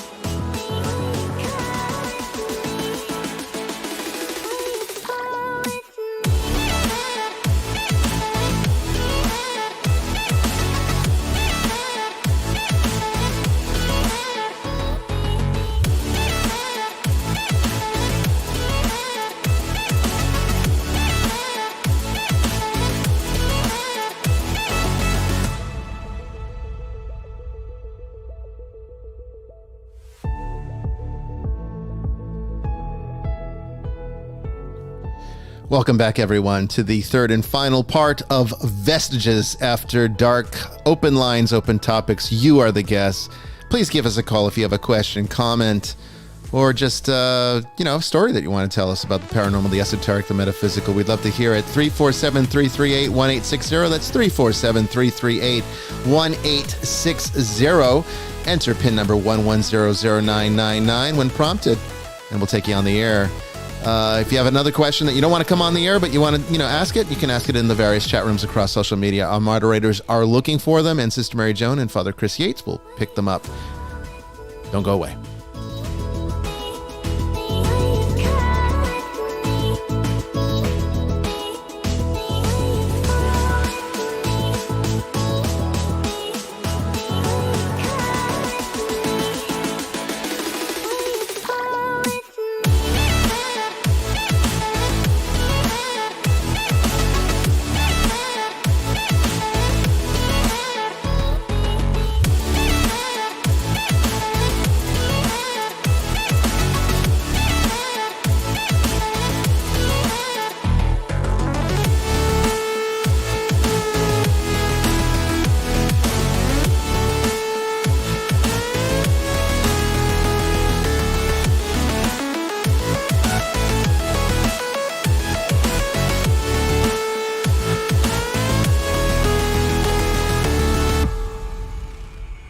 All right. So what's our next question, Sister Mary Joan? I believe it comes from Kiki, and it's to me. I think you have knowledge about the Native American beliefs. If so, how about the Star People and the Blue Kachina? I'll start by letting you know that my shamanistic beliefs and practice from years ago came from more of a Cherokee aspect, because that's where my ethnicity comes from. I am familiar with the Blue Kachina as signifying the beginning of the new world or the destruction of the old earth in Hopi legend. Star People, they can be known as indigo children, which we talked about last week or a couple weeks ago, and or also Anastasi, the Anastasi people, which were known as the Ant People, which were also an alien type entity people that came to the earth many, many years ago and interacted with the Native American people of the Southwest. I don't know exactly what your question is on that, but I will say that even in Native American cultures or any cultures around the world, there always comes to be a return back to source, a familiar source in every religion, a divine source, divine spark that these beliefs come from. And I find it fascinating that they're so similar, that you have the same beliefs in one culture in the Western Hemisphere as the cultures in the Eastern Hemisphere. There may be different descriptions as to what these beliefs are and these entities involved, but it all comes back to the same thing. So I'm not sure what she was asking as far as what she wanted me to tell her, but that's what I find fascinating about it, is that no matter what culture you investigate, whether it's Southwestern Native American cultures, South American cultures, or even over in the East, there always seems to be a similarity that comes back to one source. Yeah, there's a word, there's a term for it in esotericism. Right. There's something to contemplate about that. There's a term for esotericism that is known as the perennial truth, and essentially the belief is that at a time before recorded time, before anyone could possibly remember, there was an established realization that obviously fell away in understanding, kind of like the telephone game effect. You never play that in grammar school, where the teacher would whisper a long sentence that was actually quite coherent, and then to another student, and that student would whisper it to the next student all the way to the very end. And after you've gone through like 30 students, it was some unintelligible, unrelated thing. It's kind of like that over time, we lost our connection to the perennial truth. It was not preserved perfectly over the millennia. And what we have now is religions that sort of come back, leaders like Siddhartha Gautama, Muhammad, religious leaders that have their mystical connections and try to bring us back to an understanding of the truth. But, again, from a completely esoteric point of view, that's how it's looked at. From a conventional Christian point of view, we would say that, I don't think it disagrees. The Judeo-Christian worldview disagrees with the idea of a perennial truth. It would just say that Christianity sort of reset and bring us right back to the only part of the truth that matters. And I tend to agree with that. I think we'd assert that natural law is a priori to the church. And so the fact that other cultures have their own creation narratives and all the rest of it doesn't offend Christianity at all, in as much as that revelation that God made us is right. Something which comes before the scriptures, comes before the church. It's natural law. We know it. We're born knowing it. Yeah, I think that's true, and I think that's probably what you're picking up on there, sister. And when you're saying that you see these connections across cultures, that's really, I think, what it comes back to. It's all connected. I mean, it all comes back to one source. We have different definitions of it, different thoughts about it, but it all comes back to the same source. Agreed. Father, what are you seeing on the chat? Well, I had another question from Marina, which was connected to the Orthodox thing, which I know you know a lot about as well. Yeah. So, and it was the observation that there are Orthodox theologians who say that even if the fall didn't happen, Christ would have come just the same. Would love to hear your thoughts on this. So my first response to that was to say, well, actually, the Orthodox Church has a subtly different view of the fall from the Roman Catholic Church. We talk about the doctrine of original sin. The Orthodox have much more of a sense. So in the Western Church, we have St. Augustine that says, well, the original sin of Adam and Eve is essentially sexually transmitted across the generations. The original venereal disease, right? Exactly. Yeah, that's right. And really, that's what he's saying. Whereas in Orthodoxy, they have a different stress. They don't think that we are guilty of the sin of Adam and Eve, but that we bear the consequences of that sin. Which I actually agree with that. That's quite a subtle distinction. And actually, I think the stain of original sin, yeah. Yeah, so I think it's a subtle distinction. And the consequences of original sin are death, and separation from God, ultimately, if we're not right.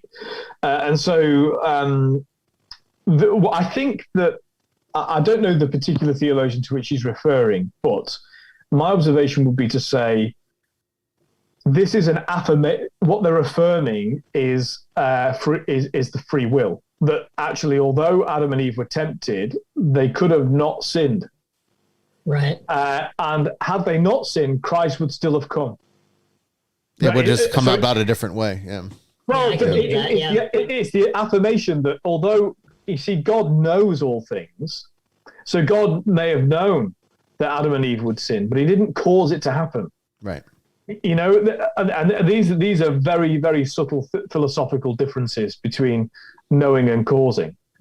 Well, I think what they're trying to get at is a type of logical extrapolation that says that God in His perfection would have carried out the fullness of the relationship that we are being restored to, regardless of whatever decisions we may have made that tried to screw it up, even if we weren't intending to screw it up. But even assuming we did everything perfectly, the perfect plan that He has for us would still have been carried out. In other words, we didn't need to fall.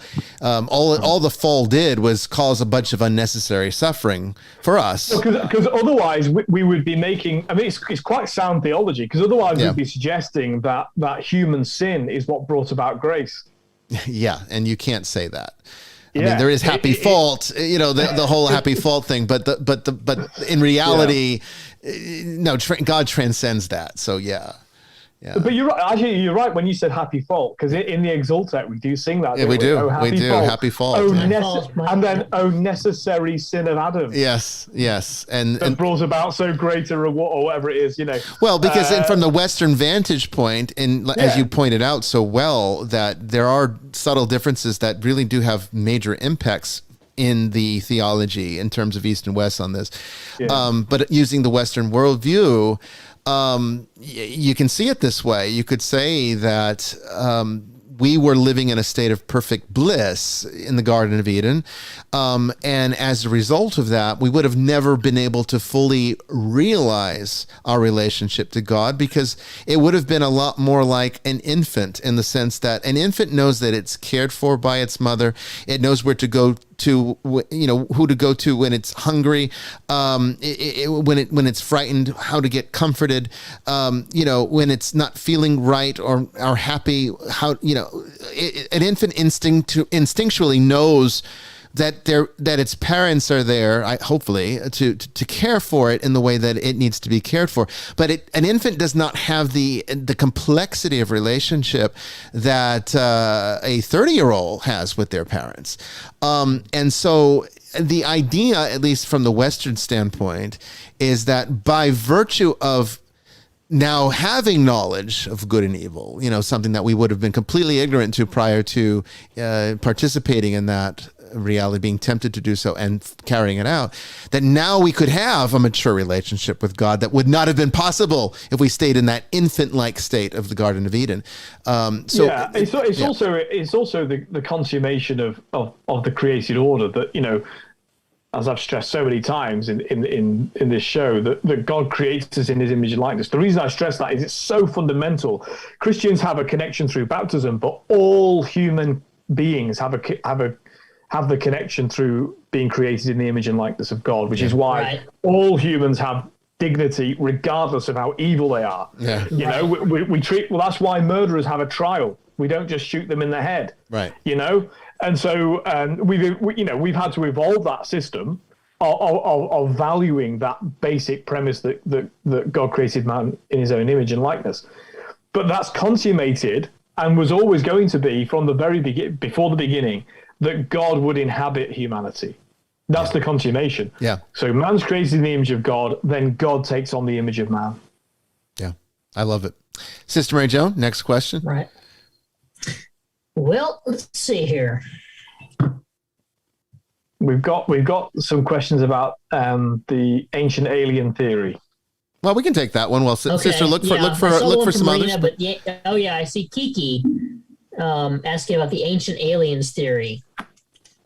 I mean, ancient aliens. I think a lot of it is embellishment. I'm not entirely sure that we can say one way or the other that this definitively happened.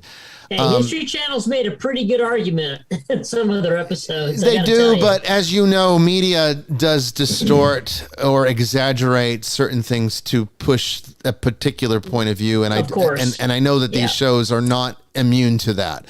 So I say take it with a grain of salt.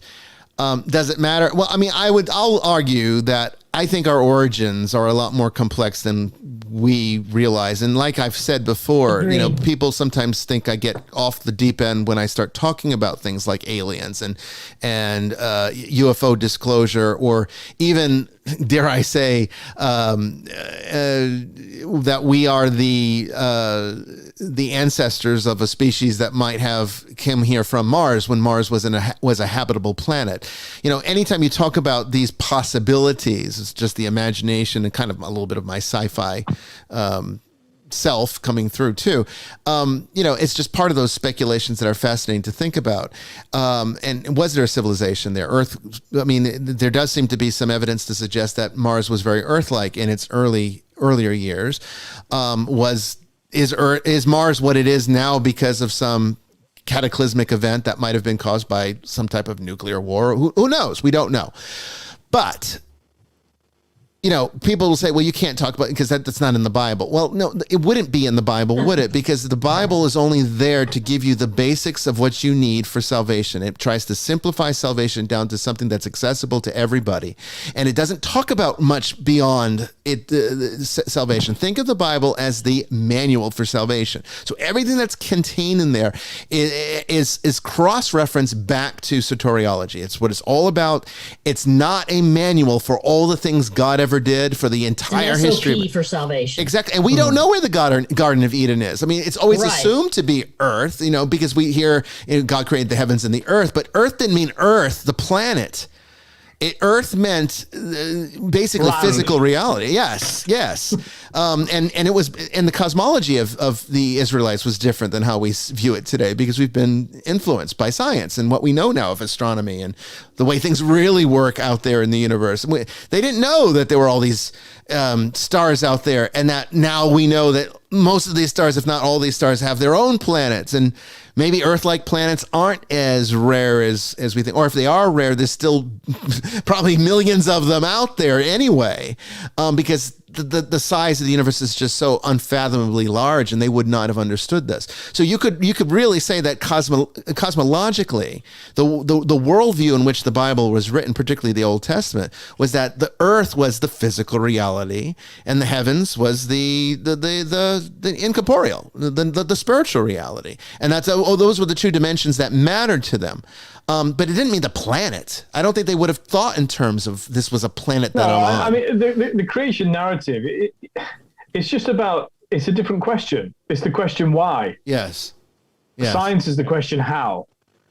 So they're both answers to different questions. Yeah. And in terms of the ancient alien thing, let's take for granted that it's true, that somehow life on planet Earth was brought about by aliens millennia ago, placing our DNA on here, and that's how we came about.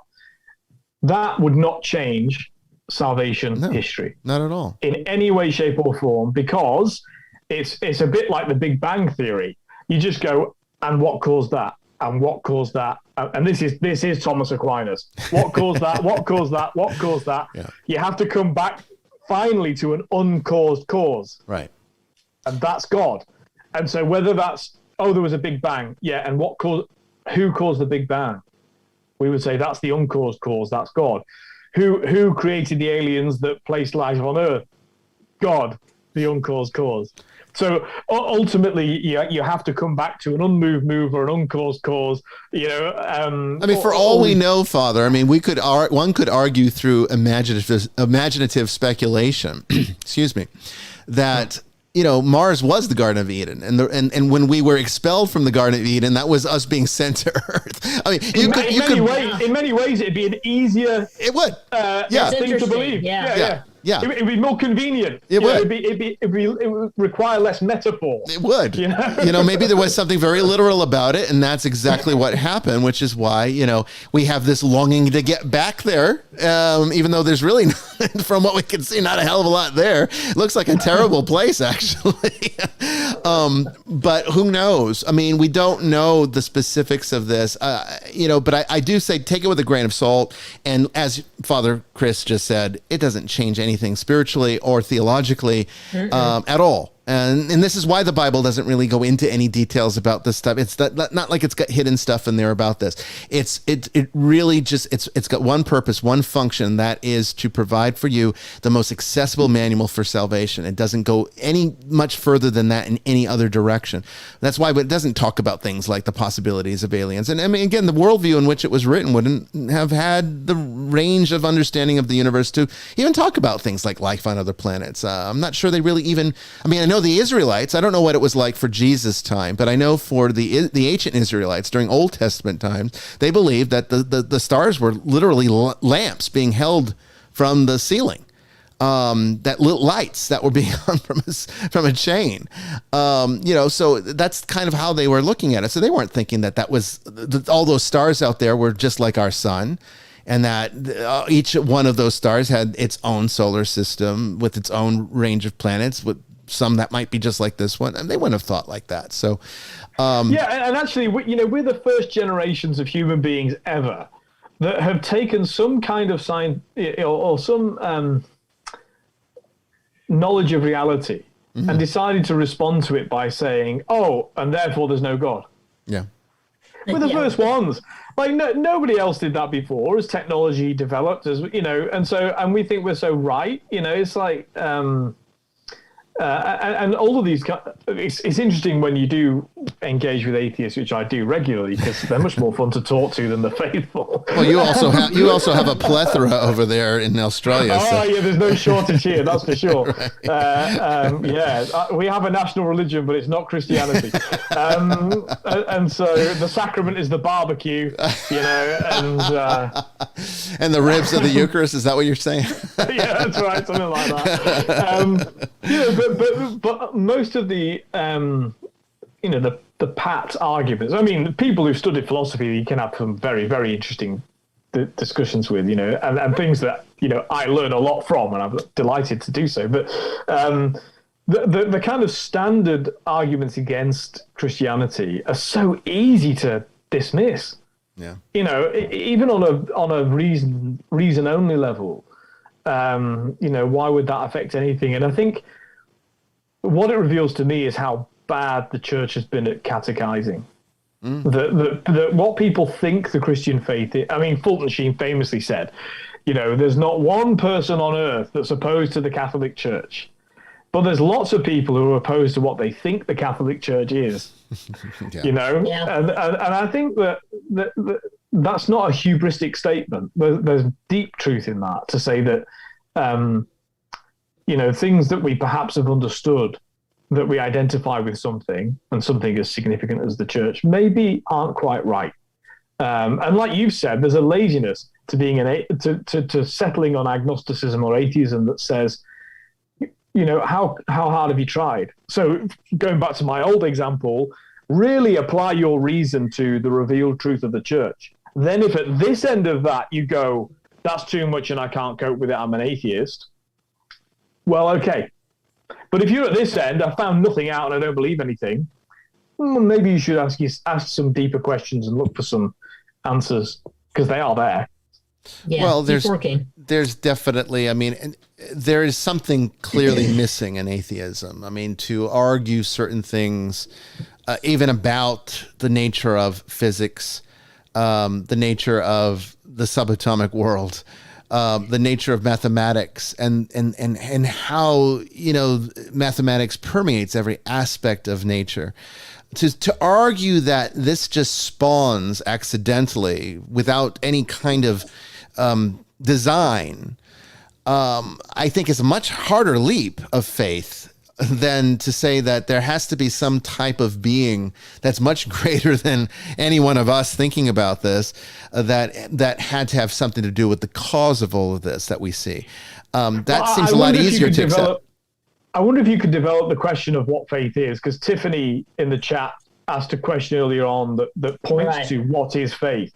That's not quite what she asked, but I'm taking that on her behalf. That's the gist of it, I think. Yeah. So how would you explain what faith is? I define it a little bit differently. I tend to define faith actually quite simplistically. It is a trusting. It is knowing through trust. It's not merely just saying, I believe this because I'm being told and I believe you, but I haven't seen it. It's coming to know something through trust first. Well, making that initial stage of being willing to accept vulnerability, being willing to be at risk, being willing to sacrifice yourself if necessary, to uncover a larger truth, a larger realization that comes later through the experience. Faith is not blind belief. Faith is not blind at all. Faith is very revelatory. It's just the initial stages are a little bit blind because we're not connected enough yet. But ultimately, I say faith has a lot more to do with trust than it has anything to do with belief. Yeah, I think faith is and I'd be interested in Sister Mary Joan's take on this too. Faith is a decision. Faith is a decision to trust, like you said. So think about marriage partners, married people. They actually place faith in one another to fulfill the vows that they offer one another. That's an act of faith, because you can't possibly know what the outcome is going to be when you make that decision. Well, and it evolves. It evolves too, Father, because it's like, for example, for someone like me, okay, that I've had definitive, concrete, tangible experiences with God. All right. These are not things that I would argue, okay, to anybody, atheist, anyone, I would argue that you could not have my experiences. You could not, if let's say I could take them out of myself and say, here, atheists, take my range of experience and then come back and tell me if you're still an atheist. If I could do that, I know for an absolute fact, 100%, they would not be atheists when they're done. So I would say that the experiences I've had with God, I don't really even need faith anymore if all it's about is blindly believing in things that I don't know about or can't see, because I've had too many tangibles. And so my faith, but I mean, my faith has grown because now I'm beyond the necessity of just believing and trusting blindly, but now I trust through experience. It's very much like a marital relationship where, yes, you obviously, there has to be some kind of blind trust in the beginning because, when you're young and stupid, you want to make sure that this person's not going to hurt you, but you kind of have to take the risk because you just don't know for sure what's going to happen, but you trust anyway. There's enough evidence there perhaps to go with it. But, 30 years later in that relationship, hopefully that trust has grown into something much deeper than just simply saying, well, I don't think you're going to hurt me. I mean, it's 30 years because you grow through experience. And for me, faith is growing through experience. It's not about believing in things that you can't see, which is a common and popular Christian definition, I think. And I think it is only in that first stage. The first stage of faith is believing in things you can't see. But once you've made that leap, then you see it. then it's revealed to you. That's Kierkegaard, isn't it? The leap of faith. Yes. Yes. So, yeah. I mean, I know what you're saying. I mean, I'm not suggesting that. I suddenly, because I think this is one of the kind of tropes of the new atheist. They go, oh, so you just decided to believe in a fairy story and you've gone with it. So which is the antithesis of what you've just said. I agree. Yeah. But I think it's also true to say that having made the leap of faith, as Kierkegaard would put it, once you've made that leap, you then are more observant of things that confirm that faith. Yes. But it's not that it's static. It's not that, I used to say to very charismatic evangelical Christians, when they said, oh, Jesus appeared at the end of my bed and then I gave my life to him. I used to say, I'm so sorry for you. And they'd look at me confused, baffled. I said, well, you can't have faith anymore. You have certainty. And faith and certainty are opposite. Well, no, they're totally separate. Faith and doubt, in fact, are connected. Because what faith is the decision that when things come in to bring doubt into that relationship, and I am talking about the relationship with God. It is different relationships between people because people are sinful. But with God, our relationship with God is always perfect. When we go into the confessional, you don't say, bless me, Father, for I've sinned, but God's done a few things that he shouldn't have done either. We don't do that, because God is perfect. And so when we measure ourselves in that relationship, we are always the one that's in the wrong. And that's never true in a human relationship. Right. So it is a unique relationship. And of course, the unique thing about that relationship with God is we sing it in the great hymn, great is thy faithfulness. That our faithfulness is not always great. It's certainly never perfect. And so, but God's faithfulness is perfect. And therefore, the church as the bridegroom, Jesus is the bridegroom, the church is the bride. That can be a perfected relationship only because of God's faithfulness. And I think sometimes as Christians or any people of faith, particularly Christians though, actually, Muslims are better at this than we are, that we forget that the relationship of faith isn't just us. that God is the other side of that relationship. Yeah. And in fact, the greater side of that relationship. And so, the faithfulness is two-way, as it is in any relationship. But yes, having made that leap, we become more cognizant of God's faithfulness. And therefore, we then begin to see God at work in our lives in a way that's way beyond blind faith, of tangible experience. We're supposed to experience the presence of Jesus Christ in the Eucharist and feed on him. If that's not tangible, I don't know what is. Right. And see, that is something that in most circumstances is obviously a supreme act of faith. Because, typically if you take a consecrated host or, the blood of Christ from the chalice, you're going to do a scientific analysis and still get wheat and wine. Which confirms transubstantiation. It does. That's what they don't understand, though. Otherwise, it would be transactualization. Yes, but see, and that's the thing is that they don't understand. I mean, they want the appearances and to matter. And I've never seen anything in any theology, Christian or otherwise, where appearances matter. And the whole foundation of Buddhism is that appearances are all illusion.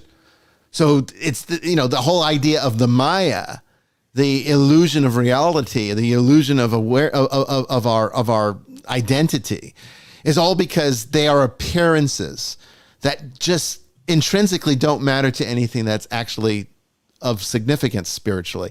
And in Christianity, it's really no different. So why would the bread turn into actual skin and muscle tissue every single time, outside of course, the occasional miracle that happens? Why would the wine turn into actual blood every single time when the appearances don't matter? But see, the atheist wants always definitive assurance. It's almost like a whiny child that will not take no for an answer. That always wants... It's original sin. It's wanting to know everything as God knows it. Yeah. As God knows it. Yeah. And they never stop to think that maybe the reason that doesn't happen is because we really couldn't take it like we think we could. We really couldn't take that information like we think we could. We have an elevated opinion of our capabilities as human beings, as a species. There's no question about that. And atheists are among the worst offenders because, I mean, that's their whole reality. It's a very self-centered point of view. But the fact of the matter is, if we were given the information, the data that God possesses, and to see things the way God sees them and the reality of the way it actually is, I don't think most people could handle it. Which is why Buddhists... We couldn't process it. There's no way, no human being could. Because if we were capable of processing it, we'd be equal to God, and therefore there'd be no God. It's philosophically impossible. It's incompatible at the very least. Yeah. And it's a bit like, sometimes I don't know if you've ever watched a fly kind of walking instead of flying, and you think, why don't you just fly there? It'd be quicker. But the fly doesn't think like that because it hasn't got human reason, and and yet we think that we can. I mean, what are we to God? And the miracle is, and the psalmist, sings it, is that because he asks the question, what is God that you're mindful of him? I take it. And yet God loves us. I've used this analogy before, even on this show, so I forgive my longtime audience for having to bear with this story again, but it's so relevant, and for new audience members, I think it's an important message to tell. I liken it to this, like, Father, I invite you come and you finally visit me here in Georgia. We get to go have a great meal, right? It's going to happen. It's going to happen. Okay. So let's say I haven't procured this, but if I can procure it, I will. A bottle of my favorite wine of all time, best wine I've ever tasted, which was a 1963 port. Look it up. It's the classic vintage of our time. All right. Probably the best vintage ever. And now they go for quite a bit of money. Back in the 90s, you could still get it at a fairly reasonable price. By reasonable, I mean like by $1,000 instead of like $10,000. But the fact is, it's a good bottle of wine, and I had the pleasure of being able to try it once. I shared a bottle once with someone, and so 1963 port. So let's say I get one. and I invite you over for dinner, and we're sitting outside on the deck, nice cool afternoon with a nice glass of 1963 port. And while you and I are sitting there having our little conversation, the two of us notice a little trail of ants on the banister, and they're just, they're doing their little thing. Okay. Completely unaware that we're even there. Okay. They're blind. They pretty much only sense through vibration. I don't even know if they can hear things. They can probably just feel vibration. That's about it, I think. So they're not hearing our conversation. They're not watching us. They're completely unaware of us until we were to interfere with their reality by maybe standing up too strongly, and then they feel the vibration, and then they sense maybe there's danger.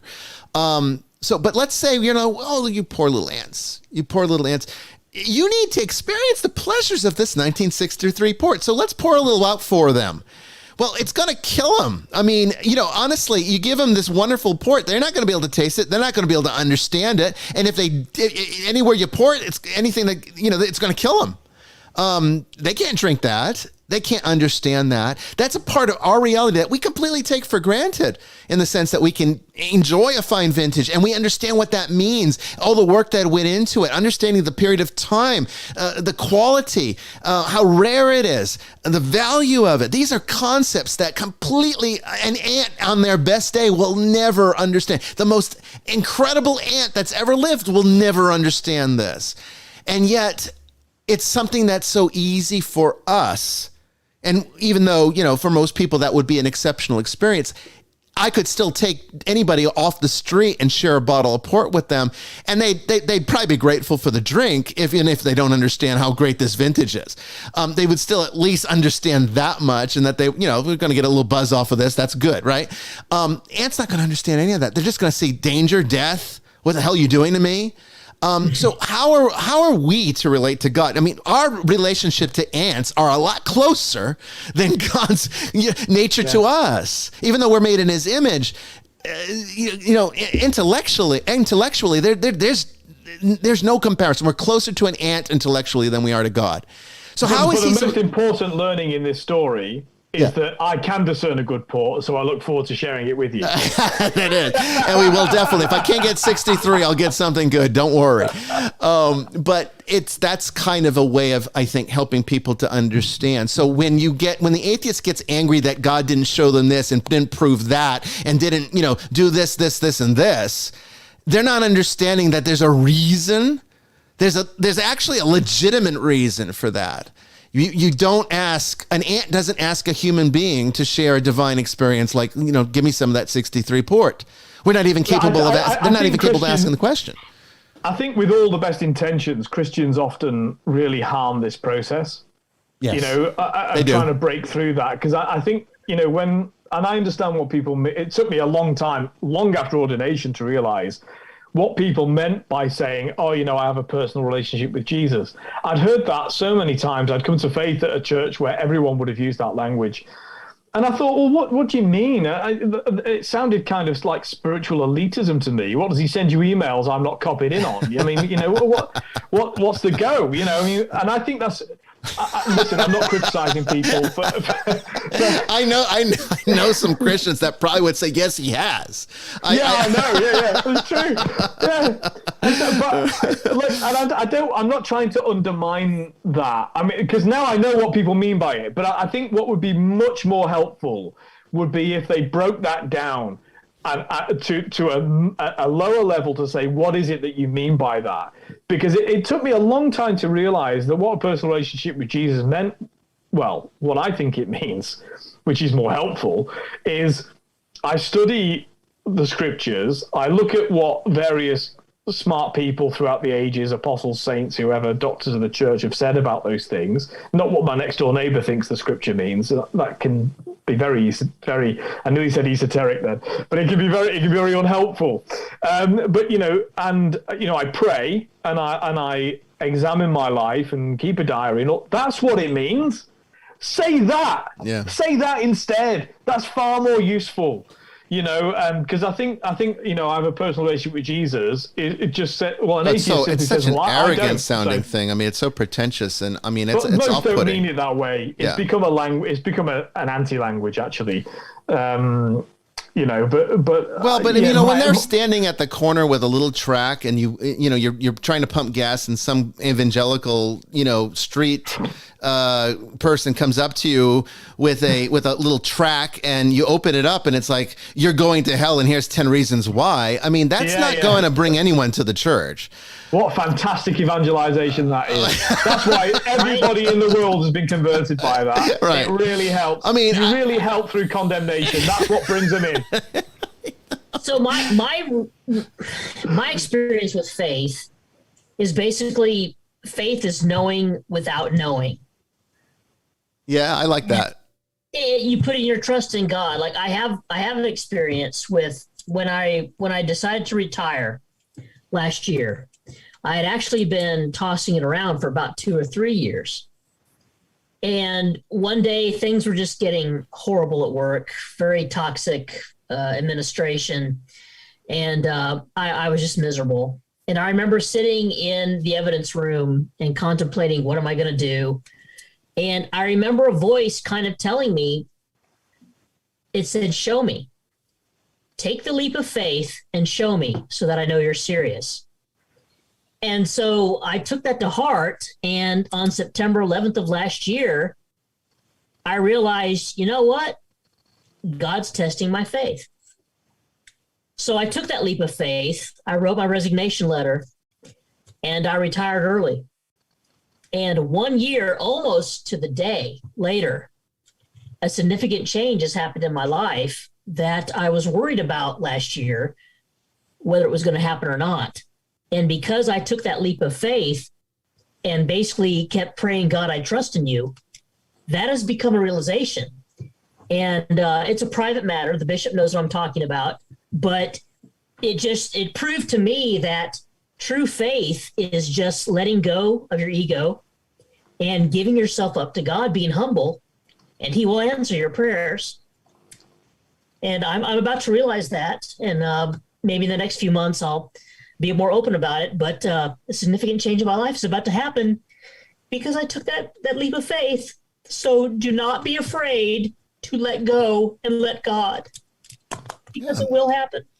It does. And, those of us who have embarked on that journey, fearlessly, and do not let our biases and preconceptions about science or whatever interfere, because I'm a very left-brained person. You know me as a paranormal guy, but I mean, honestly, I'm much more left-brained than you might think. Too. Yeah, I am.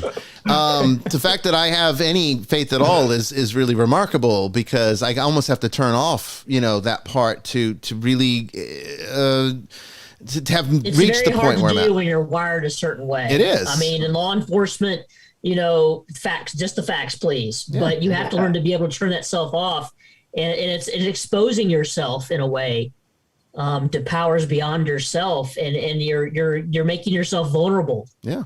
And it's that naked trust that you have to allow to happen, and then good things will happen. I used to feel that at the end of every shift, you take off your bulletproof jacket, right, and you feel vulnerable. Like, it's a weird thing. It's not like you're scared, but you just think, you feel naked. Yeah, you do, because You get an instant hit of cold as well, because it makes you so hot. Exposed. And it's a really odd feeling, really, to explain. But you do feel vulnerable, and it's kind of an interesting.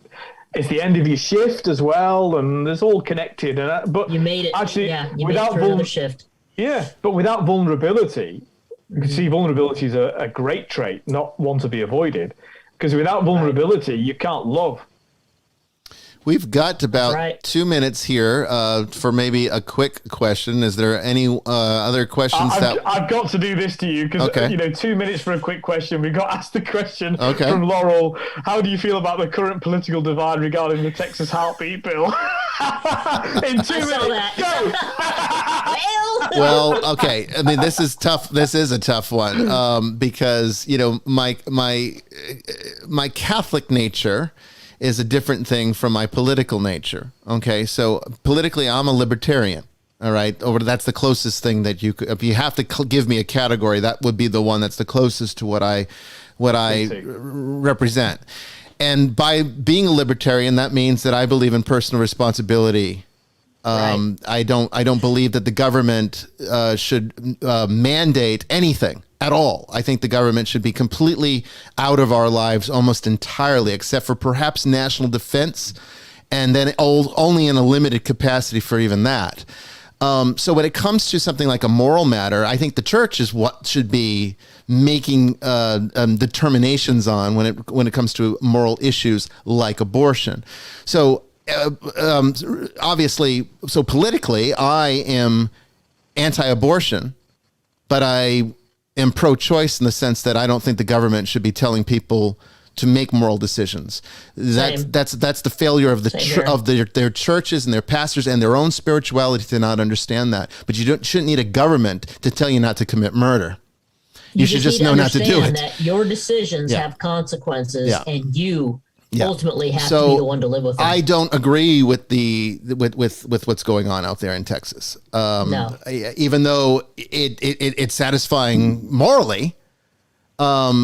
It's against, because let me explain why. Although not entirely, because it still allows abortion before a heartbeat. It does. But the fact of the matter is, I don't want a Muslim who is like the epitome of Sharia law coming into my state, becoming governor, and imparting parts of his religion on my life. So I wouldn't want my religion imparted on anybody's life politically. If they want to accept the gospel, then yes, abortion's just not in the cards for you. But you shouldn't need the government to tell you that. Both ways. The major problem is that we've got progressive religion being imposed on the law. So the whole principle in the Constitution of the separation of church and state, which you have in the US, in England they don't have it. The Church of England is the state church. And in Australia you have it in theory, but in reality they've got progressive religion joined with politics, and that is dangerous. Very dangerous. It's very dangerous. You can't. It does not work. So the best thing is, the best government is one that's not a part of your life. Anyway, thank you, Sister Mary Joan. Thank you, Father Chris. Thank you, all of you out there, for being a part of tonight's show and your great questions. We'll do this again. Don't worry about it. There's always opportunities for more open lines. Next week, we've got Spiritual Attachment with Joy Keeling. She was the first co-host of this show. She's back to talk about her personal experiences and give even more insight into the phenomenon of spirit attachment. So don't miss that. That's next Tuesday at 8 p.m. Eastern Time. Until then, I will see all of you out there in the ether. God bless everyone.